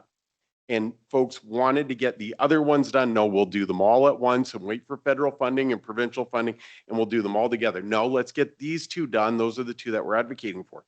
And I think what we're hearing is there's some brownfield spaces within the old North End that need remediation. And this is just me talking here, that we get action on those sites without waiting for a brownfield policy for all the brownfield sites in the city of St. John. Because as soon as we do that, a decade from now, I'm still going to be looking at those sites in the old North End. And whether it's the work of Mr. Clifford, who's here, from Jody, who does great work with Envision, or the folks with growth and development, like we get knocking on their doors to see what can be done at those select sites. Like it starts one site at a time without looking at them as a collective. If we wait to look at them as a collective, we're still going to be looking at them all individually throughout our community. And that's my only, I'm happy to frame it up with a citywide policy, but it really starts like, hey, look, we've got one, let's go after that one. We've got one crossing, let's go after that crossing and get it done. Because waiting for them all, holy smokes, we'll be waiting forever. Thank you, Your Worship. Thank you, Councillor. I think that's it for you, Sam, for questions. I'm going to make a quick comment, though, back to brownfields. I believe right now it's up to the purchaser to clear up the brownfield, and that's a huge liability. Until that onus is shifted to the property owner, which it should be, you're not going to see that, because who's going to buy any of those for development? You can't, I don't even know if you could give them away with the cost of remediation. So that needs to be shifted back and demanded that the owners clean their properties up. All right, so we need for this 2 resolutions to approve first reading by title and to approve second reading by title. So I'll take a motion to approve first reading by title. Deputy? Counselor Sullivan? On the question? All in favor? Opposed? Motion carried. A law to amend the municipal plan bylaw of the city of St. John. And I'll take a motion to approve second reading by title. Counselor Darling and Counselor Killen on the question. All in favor? Opposed? Motion carried. A law to amend the municipal plan bylaw of the city of St. John. Excellent. Very good. Next item is. Thank you, team, very much for being here. We're on our way. For your worship. It's all good. Yeah, it's good. We'll just wait for our guests to leave here quickly. I will say for the public that I think when you have a plan, it instills confidence in your neighborhood, and a plan is an investment, and a public investment. Usually you will get private investment that follows. It's just how it works. The North End's on its way. Thank you. Okay, City Clerk, next item. Next item is 10.1, Powers of Outgoing Council Bylaw, first and second reading. Okay, I'm passing this one over to General Counsel. Thank you, Worship. Good evening, members of council. The Local Governance Act in New Brunswick restricts the powers of an outgoing council during the period commencing on the day of a general election and ending on the day of the first meeting of an incoming council. I'm going to refer to that period as the bridging period. The same act, however, also provides at subsection 56.3 that an outgoing council may exercise the restricted powers during the bridging period so long as it is authorized to do so by a bylaw that was passed prior to the date of the election. So pursuant to the Local Governance Act and to ensure that the local government continues to operate efficiently during that bridging period, staff have prepared a bylaw that authorizes the outgoing council to enter into a couple of agreements and expend some funds on matters specifically identified in the bylaw. In 2026, just for clarity, the bridging period will be from May 11th, the date of the election, until the first meeting of the incoming council, which is June 1st. Staff met and identified 2 contracts that may need to be awarded during that bridging period. And we've also provided in the bylaw for the city to be able to accept funding from RDC or the province on certain projects. So a similar bylaw was passed in 2021 during the bridging period. And as I've mentioned, those bylaws allow for the continuity of city business for urgent matters in the public interest during the period. Thank you, Your Worship. Okay, Councillor Killen is moving it. We've got 10-1 is 2 motions, so approve first reading by title. Councillor Killen and the deputy. On the question? All in favor? Opposed? Motion carried. A bylaw respecting powers of outgoing council of the city of St. John. And I'll take a motion to approve second reading by title. Councillor Stewart and Councillor Sullivan on the question. All in favor? Opposed? Motion carried. A bylaw respecting powers of outgoing council of the city of St. John. Okay, team, we just put ourselves back on the job after we're off the job for another 2 weeks. Next item, City Clerk. All right. Next item is 10.2. It's the Code of Conduct bylaw and its third reading. Are you just reading this Yes. for us? Yes. So it requires 2 motions, and if no member of council objects, the first would be to approve third reading by summary, and the second will be to approve by title. Councillor Darling and Councillor Radwan on the question. All in favor? Opposed? Motion carried. The city's Code of Conduct bylaw was enacted in 2022 based on a now repealed regulation. The bylaw is now subject to a new Code of Conduct regulation under the Local Governance Act, the LGA, which the province enacted in the summer of 2024. In light of this 2024 regulation, amendments are needed to ensure the bylaw complies with the LGA, especially with respect to the way the city processes, investigates, and disposes of Code of Conduct complaints. The revised version of the code will, 1, ensure it complies with current legislative requirements, 2, acknowledge and align, to the extent possible, with the employee political activity policy, and 3, generally improve the bylaw's organization, language, and processes. Okay, and I'll take a motion to approve third reading by title. Deputy and Councillor Darling on the question. All in favor?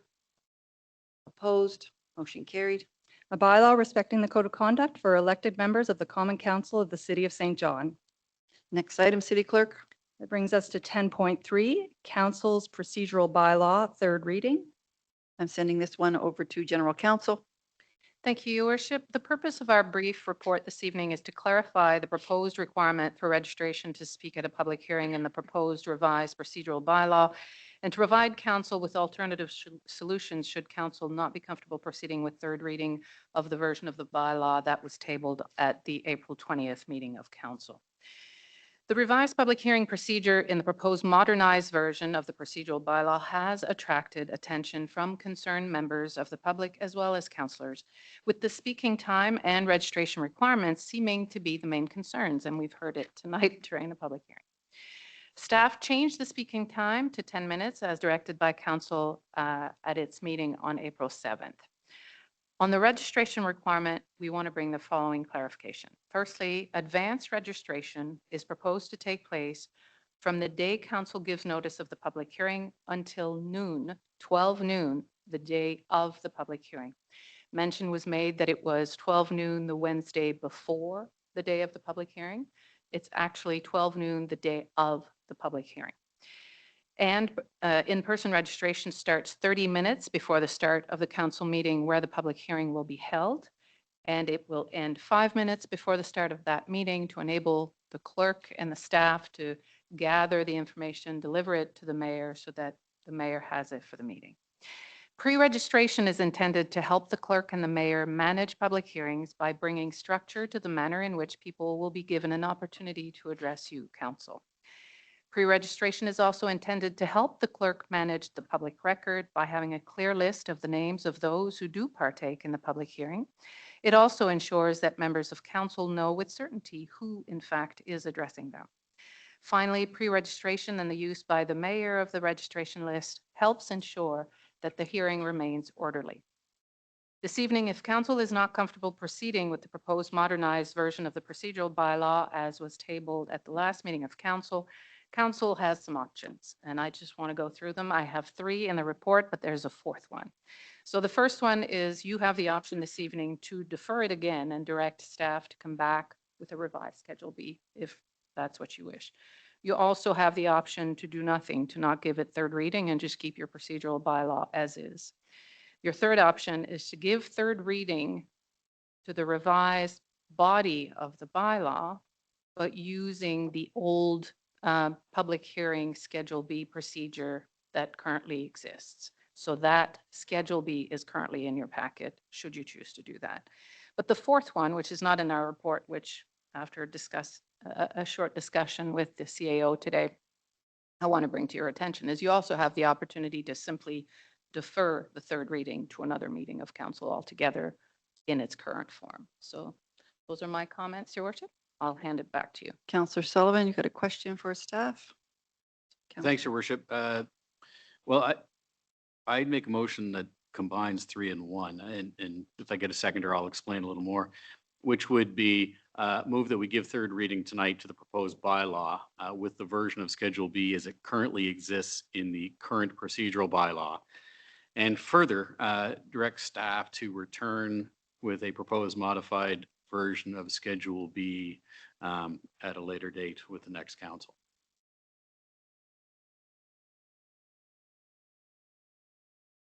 Thanks, Councillor. And the reason being, and I think I mentioned this a couple of weeks ago, really it has to do with the implementation. I understand and actually agree with most of the reasons for changing it in the registration process and getting it together. My concern is still, if for decades and decades we've done it this way, and I know that part of it is 5 minutes before the meeting, but we aren't, or council's not going to do public hearings necessarily at 6:30 anymore. It could be at any time in the agenda and start.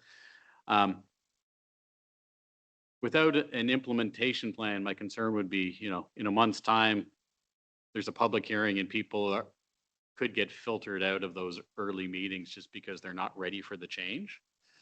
And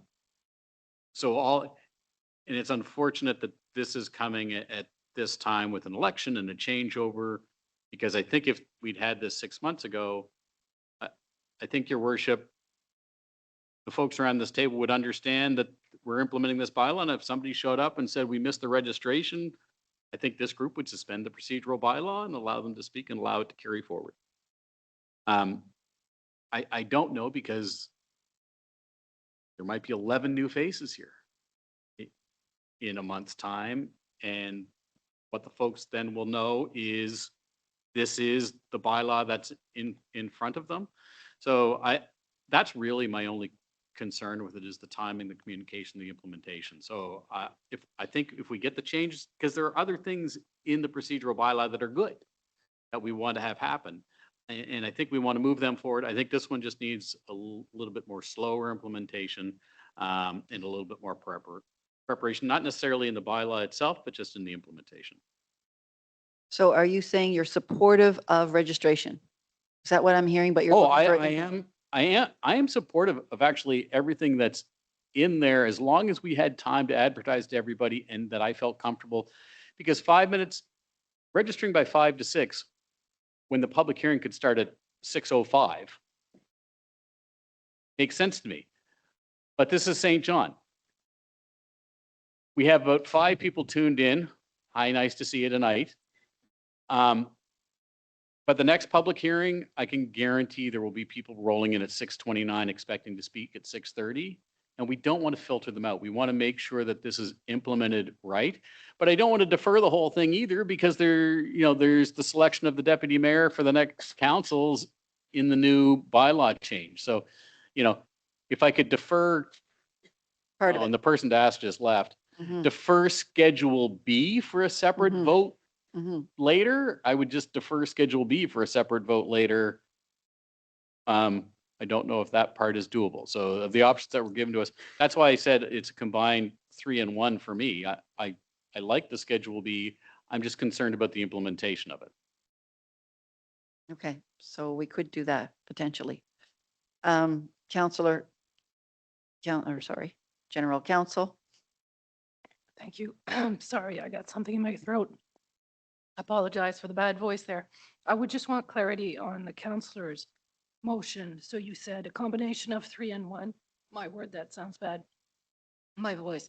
And you say return with a direction to staff to provide a modified version.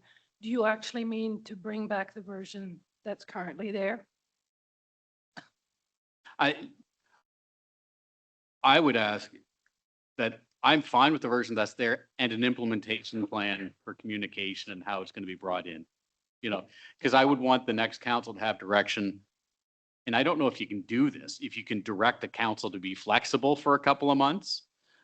But that's the piece that I'm looking for, is to make sure that when this is implemented, it's implemented with empathy for those people who come in at 6:29 thinking they're going to speak at 6:30, right? Like we need to make sure, and even though the flexibility is given to start at 6:05 and not 6:30, I would almost suggest that even though you probably want to have the first couple of public hearings at 6:30-ish.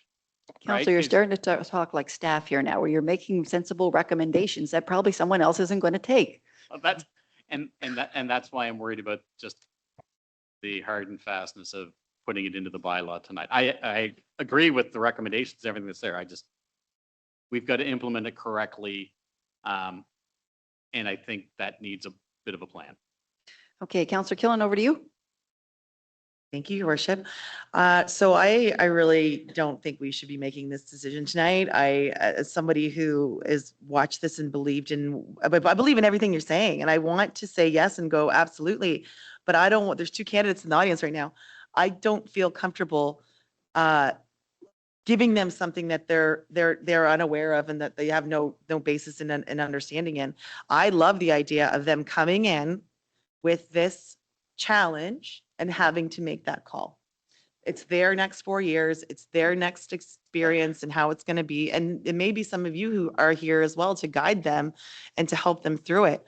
I would like to just vote on this deputy mayor piece and leave the rest to the next council. That would be my preference.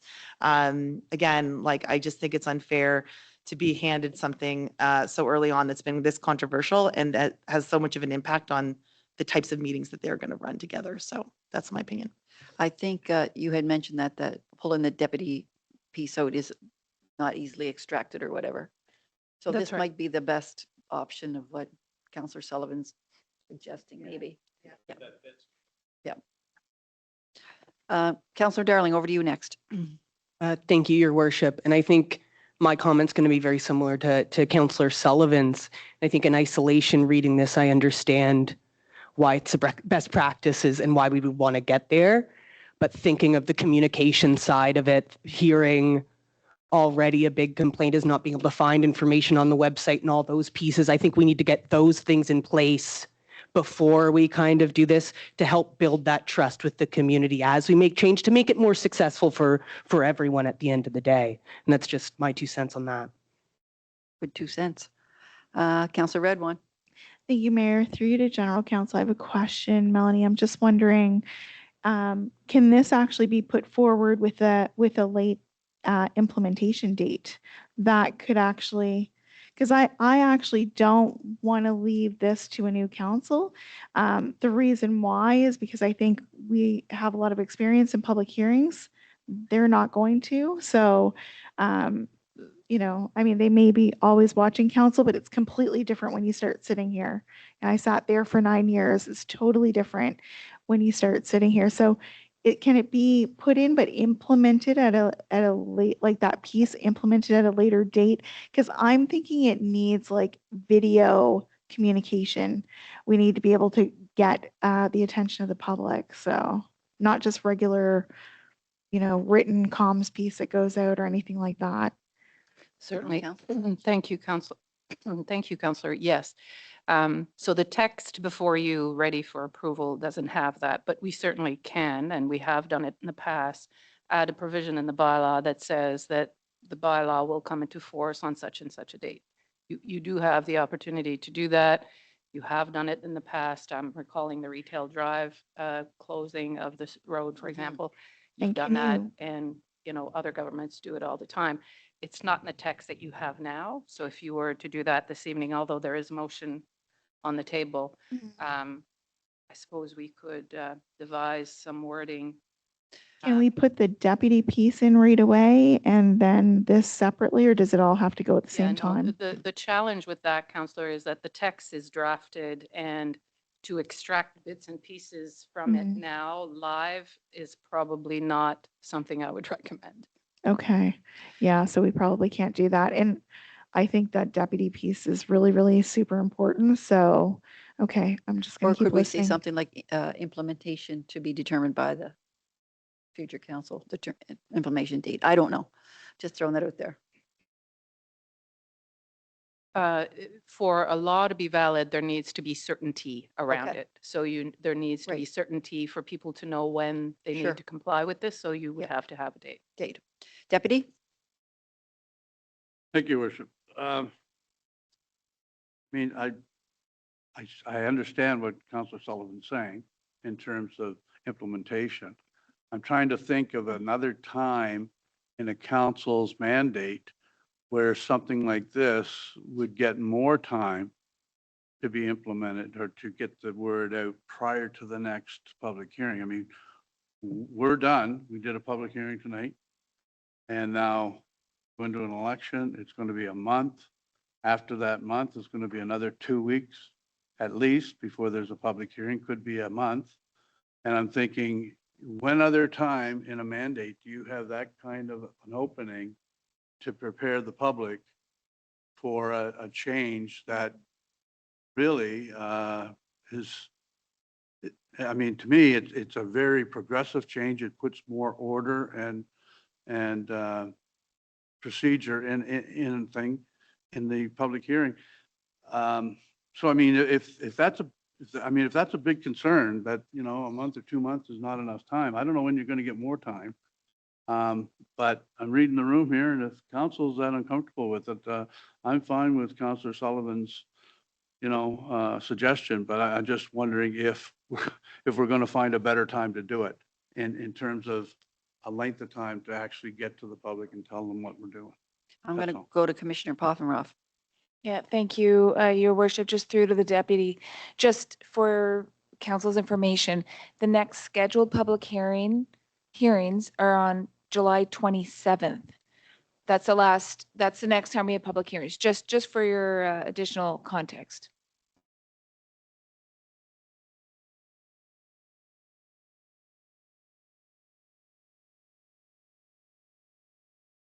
Counselor Sullivan, I'll get you to wrap us up, I guess. Thanks, Your Worship. If there's something we've learned around public hearings in the last significant change we made to public hearing is we need to do a better job with implementation and communication. The last significant change we made to public hearings was when we stopped having most of the public hearings during PAC. And it really came to light in a PAC meeting where a member of PAC quit in the middle of the meeting because they didn't know that was the last meeting. And there were members in the crowd waiting to speak. So we need to learn from that. And again, I've said, and I don't disagree with what's in here. But we need to make sure, and we can't because we won't be here. So we need to allow council of the day to do a good job implementing this significant change. Counselor O'Norton. That was a light on. Thank you, Worship. Just through you to perhaps Commissioner Poffenroth, is between this evening and that July public hearing enough time? I think what I'm hearing Councillor Sullivan say is similar to what our police force would often do as it relates to initiatives. Have a bit of an education phase, an awareness phase, and then subsequently an enforcement phase, like a tic-tac-toe of what you would say, I guess, adoption. Is that enough time to have our comms team have, and I trust my counselors around here, that it needs to be robust. You're right. It can't be a text style comms broadcast and then it gets lost in our website in that black hole. But it needs to be a bit of a, here's the education phase, awareness phase, and then the enforcement piece, which obviously is the that date that it comes into full adoption in effect.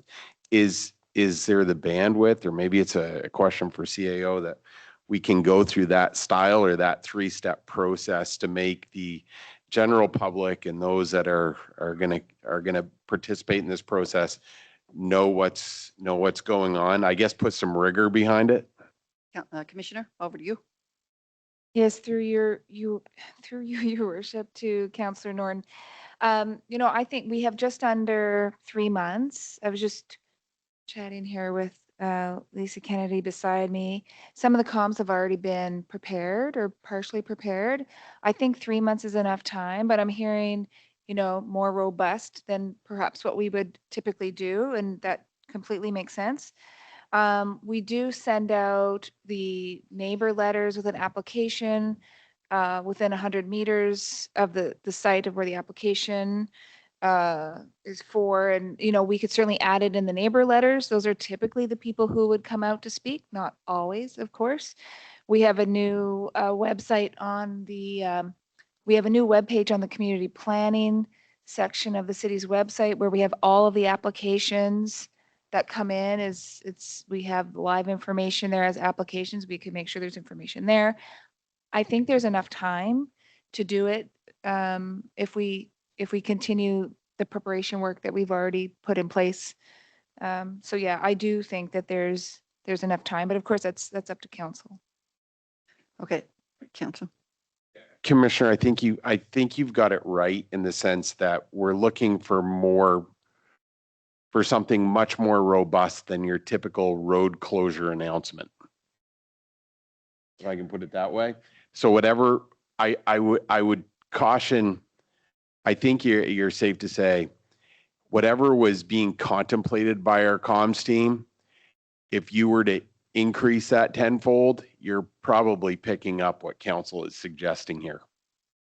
And I see some heads nodding. I mean, short of billboards, Like, we don't want to be caught off guard with somebody coming in here not knowing what the new I think we get process that. is. Okay, Lisa? thank you.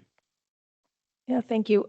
I do agree, and we have some materials that have started. We certainly don't have all of them prepared yet, but we've got 2 months to do that. It would take us a few weeks to prepare them. We can prioritize it and get it out, but it is a more comprehensive communication approach to get it to the broader community, and then through Amy's team, we can get the information out through the notices to the residents in the areas that we're communicating to.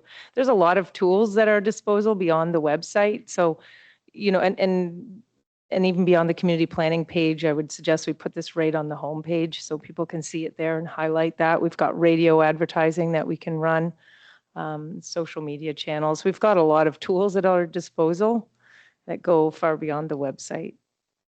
Okay, so if we agree to this, if we decide we want to do this, what's the council or staff's going to come back with an implementation plan? That's what we're looking for in a date? Sorry. Yes, because implementation is more than just communication, right? It's orientation for the new council and, no offense, your worship, maybe the new mayor, right? So on how you chair and how you implement it, and folks will need to know around the table that you can suspend the procedural bylaw. And you can't, like, the implementation plan is more than communications. As I said, if it was this 11 people, I'd be fine because we would be that flexible. But yeah. So Okay. I'm good with the motion I have in front of me, and I'm happy to encourage And- whoever's here to. Okay, and the new when meeting. are we expecting staff to come back with this plan? I'm just trying to get a few details down here. Yeah, that's on staff's timeline. Like it seems to be urgent for staff to bring forward, and I'm fine with it. It's the implementation piece for me, that is missing. So that the communications, the how council is going to approach it in the first couple of meetings. Good. That's the piece. Okay. All right, so the motion is on the floor. We all know what we're voting on. I will call I hope. I will call the question. All in favor? Opposed? 2, 3, 4. So there are 4 opposed? Must be. No, there's not. No, there's 90 is. You tried that last week, 2 weeks ago. 5 and 4? All right. So the motion passes with Councillor Killen. No, against. I'm looking for against. Against. Councillor Red, 1 against. Against. Okay, and Councillor Lowe against. Okay, 4 against and 5 for. All right, motion passes. Okie dokie. Wait a Your minute. Worship, yes. I have to get the third. So. Yes, so we'll need 2 motions. Mhm. So the first will be third reading in summary. Third reading and summary? Okay. So that's, well, I would guess that's the first one. So a motion for third reading and summary, I guess we'll have the same hands again.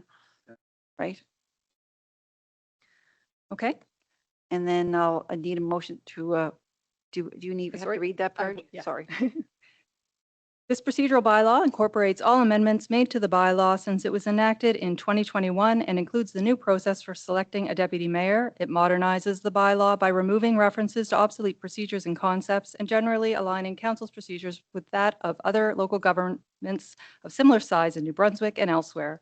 The updated bylaw repeals and replaces the bylaw entitled Bylaw Number LG 15, a bylaw respecting the procedures of the Common Council of the City of St. John, enacted on the 3rd day of May 2021.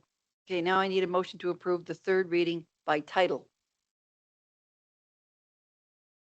Just want to check and see, does this mean that you're just voting on the deputy piece or you're voting on the whole piece again? That whole But piece. Under what Counselor What Sullivan. Councillor Sullivan put on the table. Yep. So somebody moved it over here, Councillor Sullivan. Did I get a seconder on it? The deputy seconded third reading. I'll call the question. All in favor? 1, 2, 3, 4, 5, and 4 against. Motion passes. A bylaw respecting the procedures of the Common Council of the City of St. John. Okay. Next item, city clerk. Next, we have 13.1. It's a committee report from the Finance Committee, 2027 to 2036, General Fund Long-Term Financial Plan. Okay, Counselor Sullivan, over to you for this one.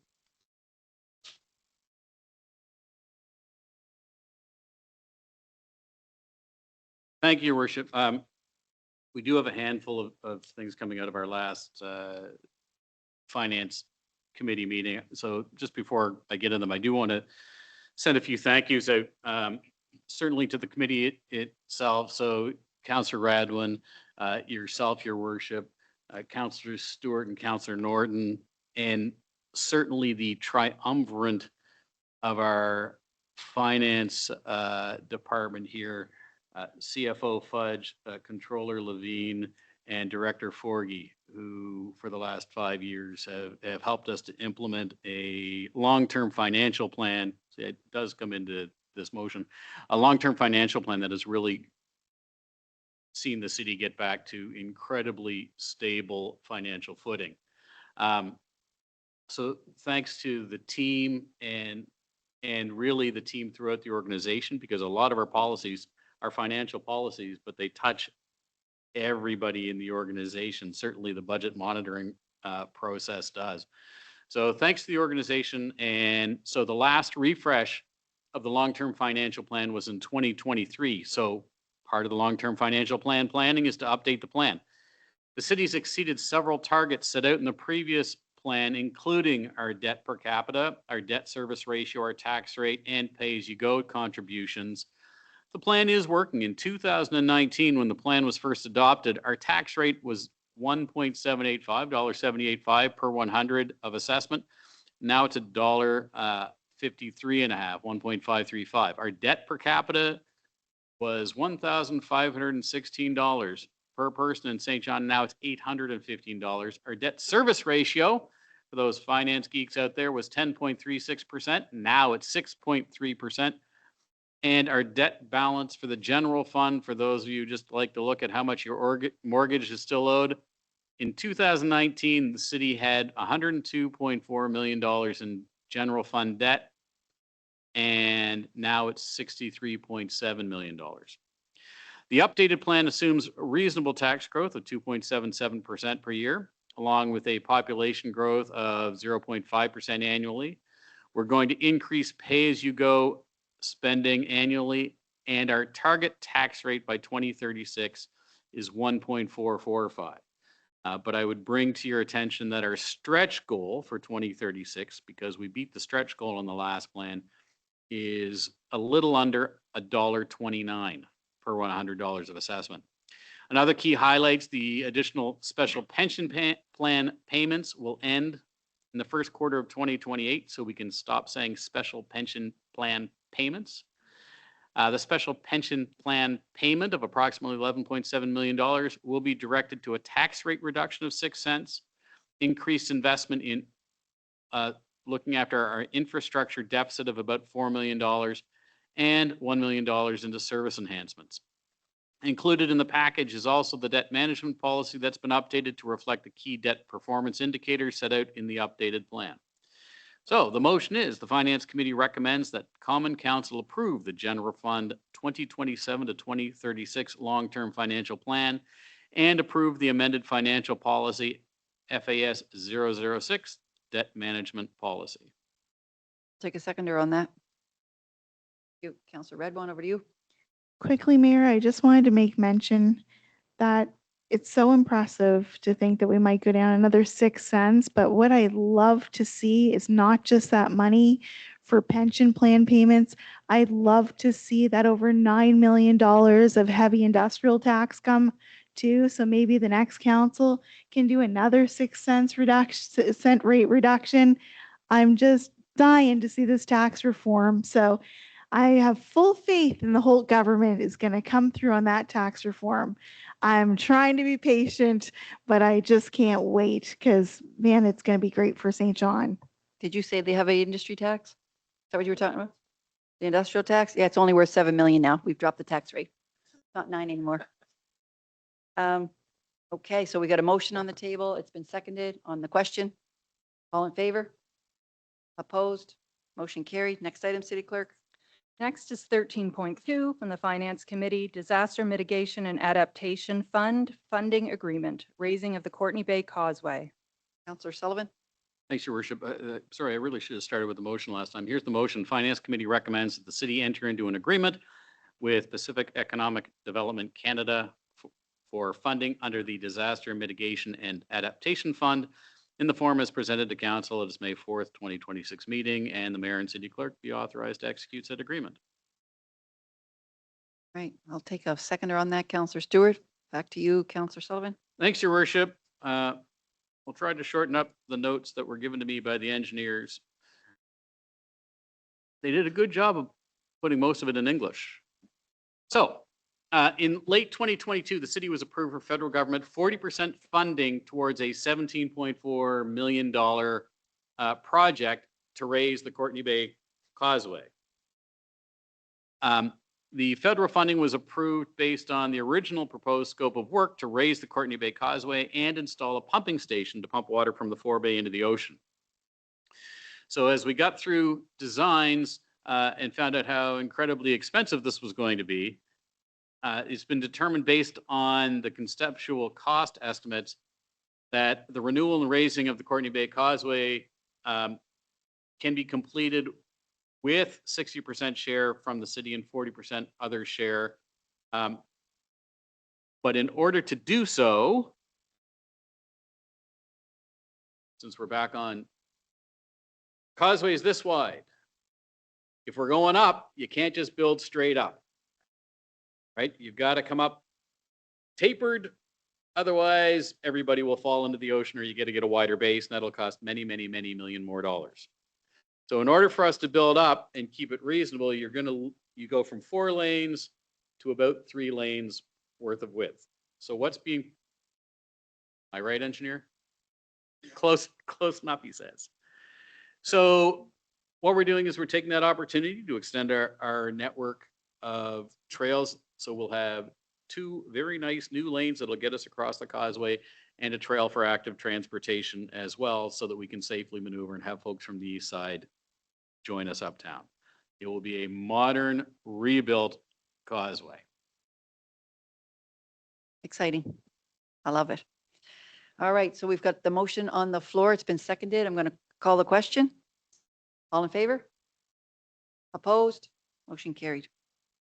I love the split on the funding as well. It's perfect. Next item, City Clerk. Next is 13.3 from the Finance Committee, Pro Kids Dashboard. Over to you, Counselor Sullivan. Thanks, Your Worship. The Finance Committee recommends that Common Council direct Pro Kids to report the results of the Pro Kids Governance Dashboard annually to the Finance Committee. Seconder on that. Counselor Darling on the, okay, go ahead. Thanks, Your Worship. As part of good governance and helping to ensure fiscal sustainability and the accountability of our fantastic Pro Kids program, staff have assembled a performance dashboard template that's going to be used for annual reporting. And the annual reporting, the Finance Committee will ensure the program's financial health and effectiveness can be monitored and reviewed. And make sure when you see the wait screen on the YouTube that you click it and donate to Pro Kids. Okay, so the motion's on the floor. We've got a seconder. I'll call the question. All in favor? Opposed? Motion carried. Next item, City Clerk. 13.4 Finance Committee, Generative Artificial Intelligence Policy Statement Adoption. Over to you, Counselor Sullivan. Not written by AI. The recommendation from Finance Committee is that Common Council adopt the Gen AI policy statement and direct the Chief Administrative Officer to finalize and implement a detailed policy based on that statement. There are no direct financial implications associated with adopting the policy statement itself. Okay, I'll take a seconder on that. Counselor Stewart. Back to you, Counselor Sullivan. Thanks, Your Worship. Certainly, AI is becoming part of every workplace, and the City of St. John is certainly included in that. But when you are using AI, you are going to want to have a policy around it. You can't just say, print me a bylaw, a law, and then AI, and then put it in front of council. So what we have tonight before us is just the AI policy statement. It's a high-level governance statement that sets council direction and really gets staff doing their work to come back with a fully detailed policy. Sounds good. So the motion's on the floor. It's been seconded, and I will call the question. All in favor? Opposed? Motion carried. Next item, City Clerk. Next is 13.5 from the Finance Committee, St. Peter's Baseball Field. Counselor Sullivan, back over to you again. Thanks, Your Worship. And the final recommendation of this Finance Committee is that Common Council approve funding of $175,000 from our capital reserves towards the revitalization of St. Peter's Baseball Field, contingent upon the Port City Pirates raising the remaining required funds. Okay, I'll take a seconder on that. Counselor Norton on the question. All in favor?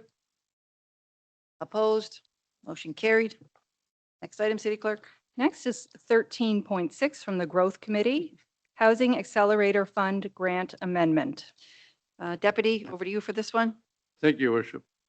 Last month, the Growth Committee approved an amendment to the Housing Accelerator Grant Fund Program. The purpose of the amendment was to create a new grant stream to incentivize the creation of secondary suites and garden suites. The HAF, our half grant program, is a temporary program aimed at increasing housing supply and diversity across the city.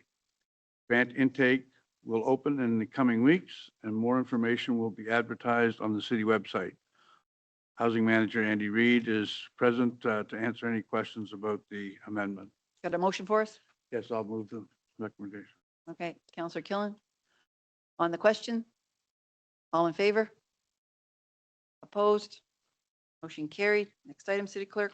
Okay, that brings us down to 17.1. And these are recommended appointments to committees from Committee of the Whole. Okay, I'll take a motion. Counselor Killen. Take a seconder on that. Counselor Stewart. Okay. Anyone have any questions on the motion? I'll call the question then. All in favor? Opposed? Motion carried.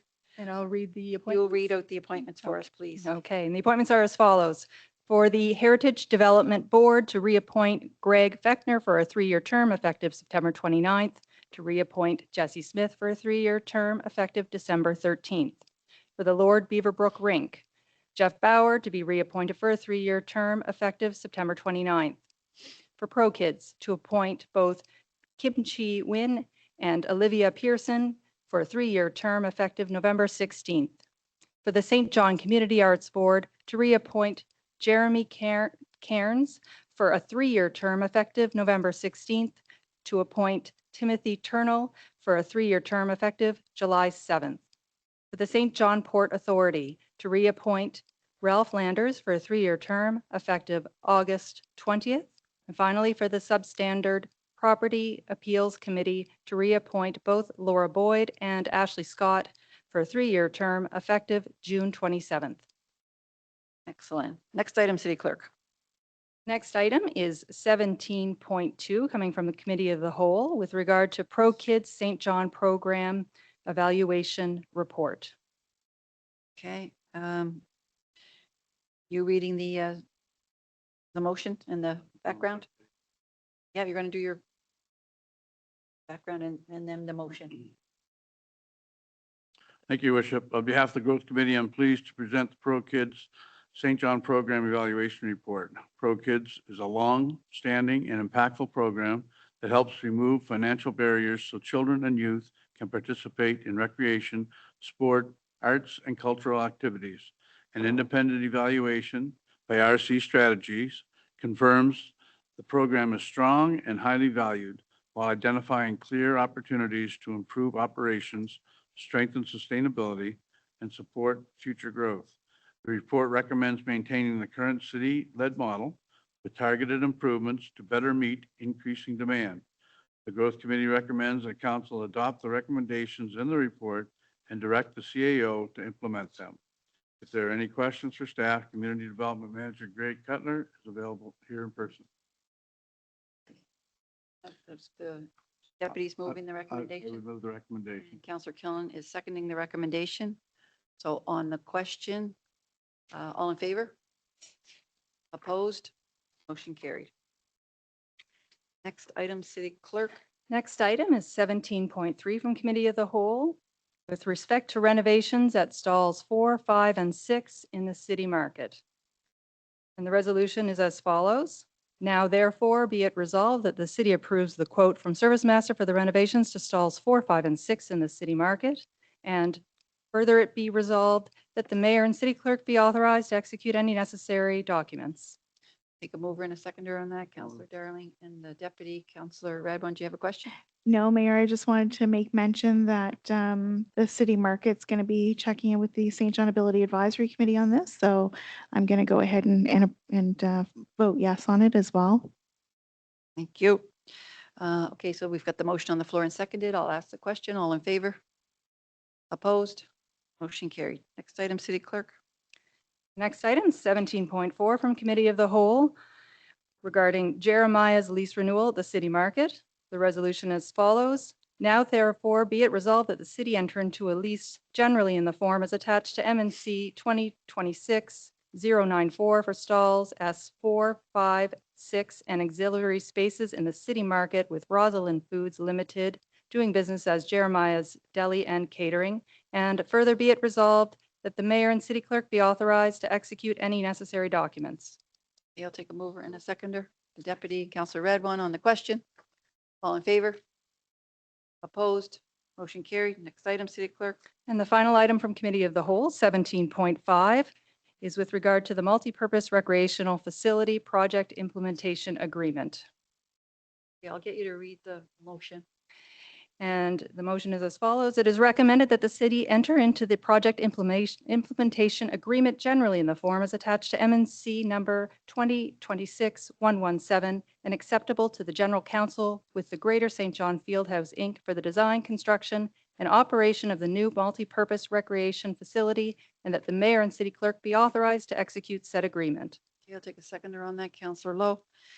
So before I call the vote on this, we just have a little that I want to read here. The approval of this item represents a major milestone in the pursuit of Council's catalytic priority to construct a multiplex. A lot of work has been done on this project, including a value for money review, the completion of schematic design, and the acquisition of the lands, which the project would not be possible without the generosity of the Exhibition Association, which we would like to thank this evening. Tonight's approval of the project agreement sets the terms by which the project will advance through design, through construction, as well as govern the operations and the maintenance of the facility. We would also like to extend our thanks to the Greater St. John Fieldhouse, Inc. and the YMCA for their partnership and the collaboration of on this exciting project. So this is a real step forward to becoming a reality for us. So I have the motion, it's on the floor and it's been seconded, and I'll call the question. All in favor? Opposed? Motion carried. Okay, now Yes, this is going to say, go ahead. So the final item on the agenda would be members' comments. So we skipped over members' comments. So I thought, you know what, if we want to just take maybe a quick second each and just go right around. Counselor Ogden, we'll start with you and everybody can say, go ahead. Yeah, I'd just like to thank the citizens of St. John. It's been an honor to serve you. Thank you. That was quick. Thank you. Counselor Darling. Try to keep mine quick as well, but I don't know if I'll be so fast. I just wanted to say a quick thank you to staff, to fellow councillors, to the mayor, to folks in Ward 3 in St. John. It's been a great and challenging time joining the team, and something I mentioned back during Trans Day of Visibility, and I'd love to say to you all as well, that as a queer and trans person where there's not in a space where there's not a lot of other queer and trans people, like me or hate me, you've never made it about that. So just thank you, and it's been wonderful. Thank you, Counselor Radwan, sorry. That's okay. I have quite a few thank yous actually. So first of all, I just wanted to thank all the board members that I've sat with on boards like the Strategic Planning Committee, Nominating Committee, Finance, Heritage Board, St. John Ability Advisory Committee, and the Arts Board. Thank you to staff. There's so many people that make huge significant changes here, and it's all staff, but a huge thank you to CAO McGovern. He was absolutely incredible to work with, and the executive staff here are amazing. You've made great strides, so thank you to council. I want to thank all of council, Councillor Norton, Councillor Lowe, Councillor Stewart, Councillor Sullivan, Deputy Mayor Mackenzie, Counselor Killen, Counselor Darling, Counselor Ogden, Counselor Harris, and Mayor. You guys have done a great job. And I had a little bit of a hard time at council. Actually, I've had a lot of deaths in my family. And this group has been very, very nice to me at those difficult times that I've had. But one of the greatest gifts this term was actually a big learning experience for me. And I've learned a lot about barriers for people with disabilities. So special thanks to the St. John Ability Advisory Committee, Daphne, Karen, Shelley Petit, Shauna, Scott Reinhardt, and Shane Bazane. They've taken a lot of time with me to teach me because I was quite ignorant, didn't really understand where the barriers were, and I understand it doesn't matter what I'm doing going forward. I need to try to keep breaking those barriers down for people. Thanks to my family, my mom, my husband Ehab, my aunts, even Bertha, and the rest of my family and friends. Your family and friends really miss you a lot when you do this job. So thank you to them. But thank you to the residents of St. John. So it's actually been the greatest gift of my life to sit on council. When all the little kids were at the Santa Claus parade waiting for Santa, I was secretly waiting for Mayor Elsie Wayne to come. So I think it was ever since I was a little bumpkin that I wanted to do this. So it's been a great honor for me to serve you, and I really appreciate it. And St. John is a small city with a big heart, and it's got a great future. Thank you, Counselor. Counselor Killen. Yeah, I also wrote a bunch of things down too, because it's hard to. Gosh, I'm it's going to have hard to get my timer out. I'm sorry, I'll follow the Just time. joking. I make sure mine's 3 minutes. But yeah, so her worship, fellow counselors and all of St. Johners near and far, as this is my final members' comments, I want to take a moment to say thank you. Serving on council has been one of the greatest privileges of my life and also one of the deeply most challenging things I've ever done. When I first ran, I knew I cared deeply about the city, but I don't think I fully understood how much I would learn, how much I would be stretched, or how many difficult decisions would come across this horseshoe. Over this term, I'm proud of the work we've done together. In year one, we saw significant transit funding moving forward, which was a major milestone for a city that really needs reliable, accessible transportation. So I loved hearing about that new piece of technology that's coming because we fought for it in year one.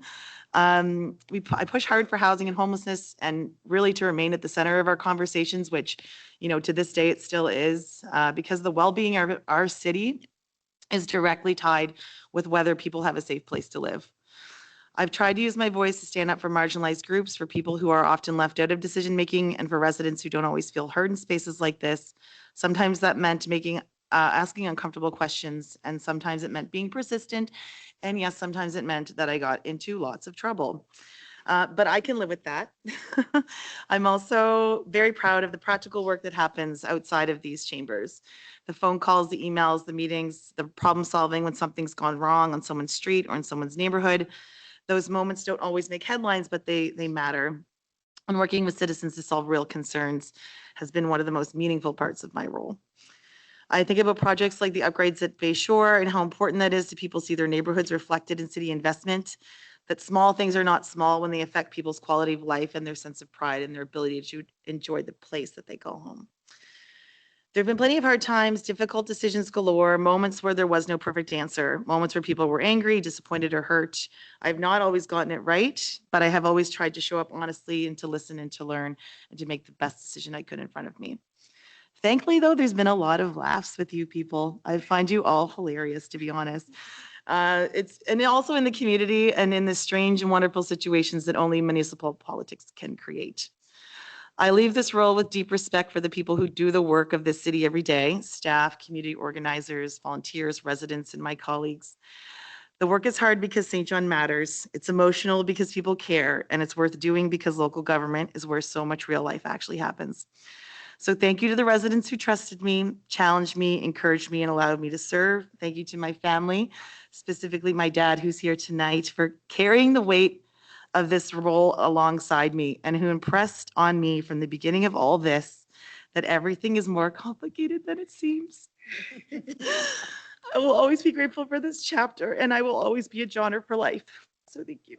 Did you just say your father was right? I hope so. Okay, good. We like to hear that as parents. Deputy, over to you. Thank you, Worship. Well, it was a hard act to follow. Look, I just want to say this is my third council. Every council has been very special in its own way. We've made a lot of progress in this city since 2012. This council is no second to none. You know, I'm very, very proud of the people that sit around this table. We've had our ups and downs. We've had our disagreements.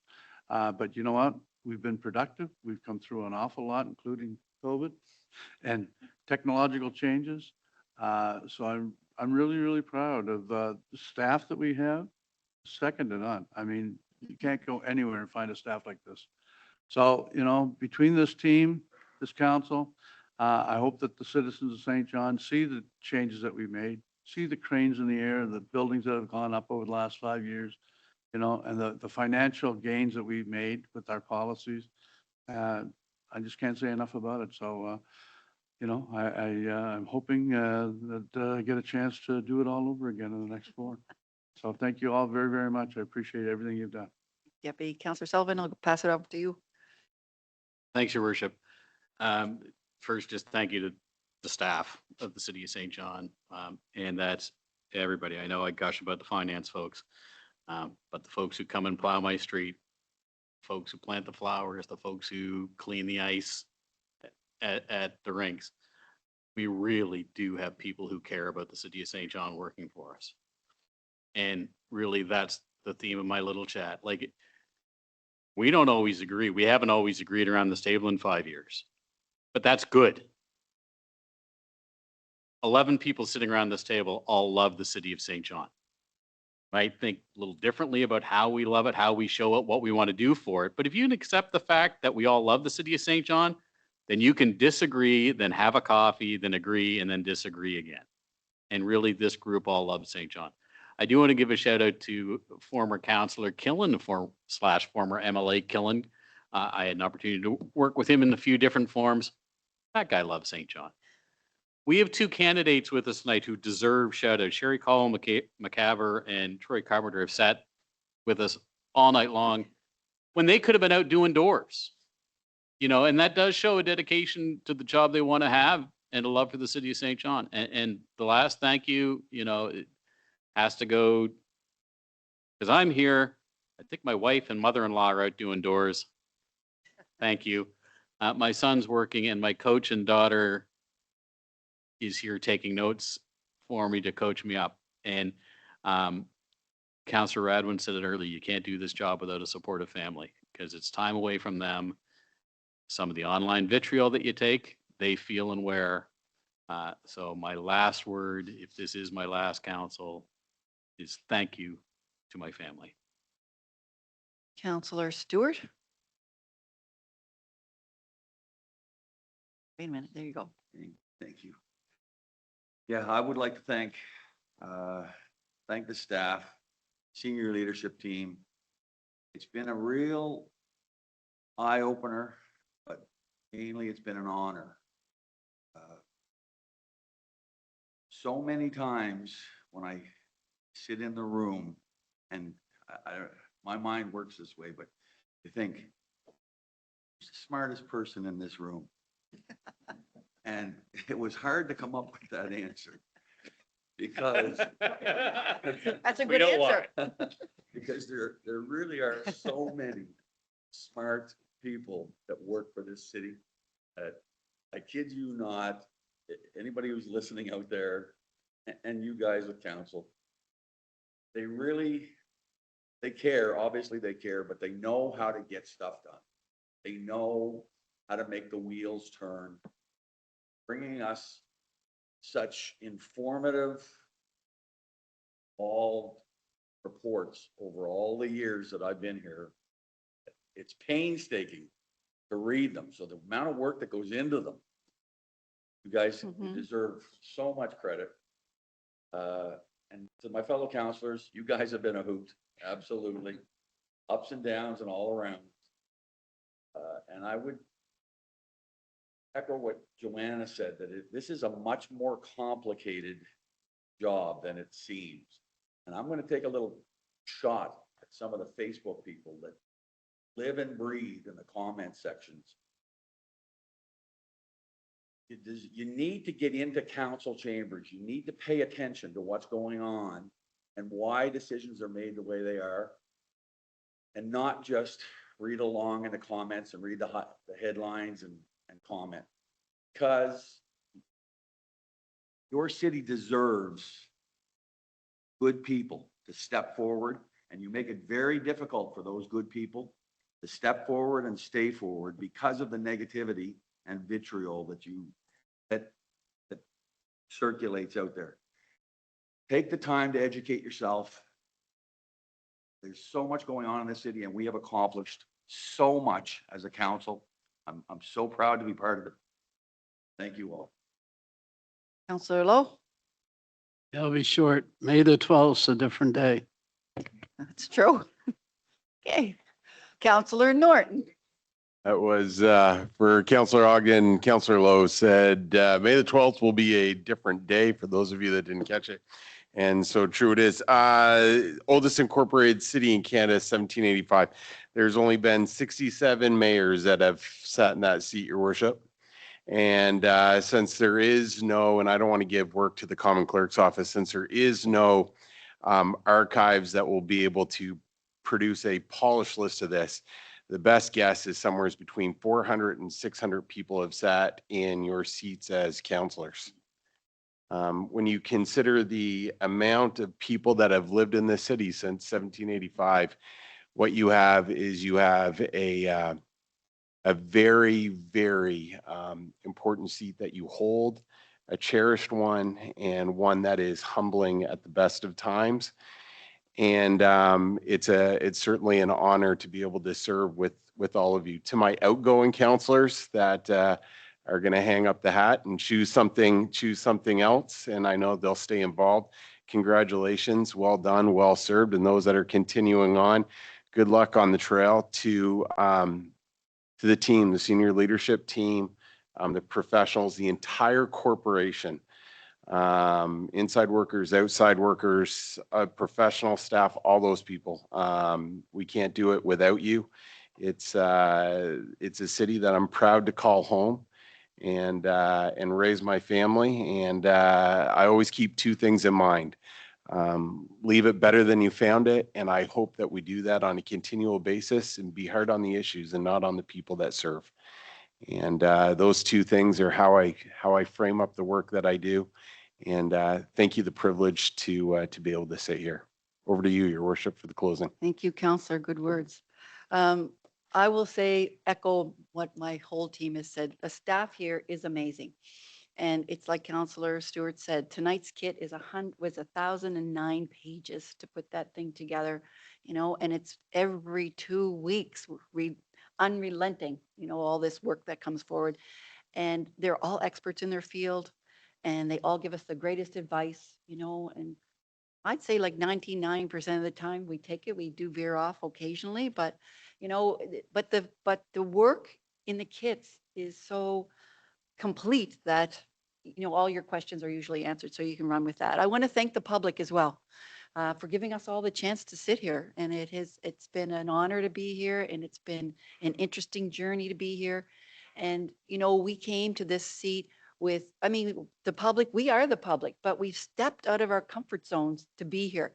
And Councillor Stewart spoke about that. You get hounded for things all the time and hammered for this, but it's been a rewarding job when I've seen the progress that we've made. And so I also want to thank my team, because we did a lot of heavy lifting. We had a 5-year term right off the hop. It was supposed to be 4, and we got 5 years, but we did a lot of heavy lifting, and everybody hates change no matter where you are. And so, and I think when we did so you want to be a councillor, little infomercial, Councillor Killen talked about making those decisions and how, you go against sometimes your family, you go against your neighbors, you go against your friends, because we've all committed for one thing. We say we're going to sit here and we're going to make decisions that are the best for the city of St. John. Are they always right? I don't know, but all I do know is that they're made with the best intention and with the best information that we have at the time we make them. And I don't think you can ask any more of a team than that. So to my team, I want to say thank you. You've been amazing. I think I've had probably the best team. Councillor Norton talked about the history. This is the A team from 1785 right to now. This is the A team. We got a lot of work done. People said it couldn't be done, but it's been done. So I'm really proud of my team and happy to have led it. And of course, the family, thanks to everyone, because, I'm a grandmother now and I'm going to have to, put a little bit of time into that. But it's the only thing about the family. I think we've all talked about it. It's hard on your family when you're being hammered on social media. So for that reason, I don't read your comments. So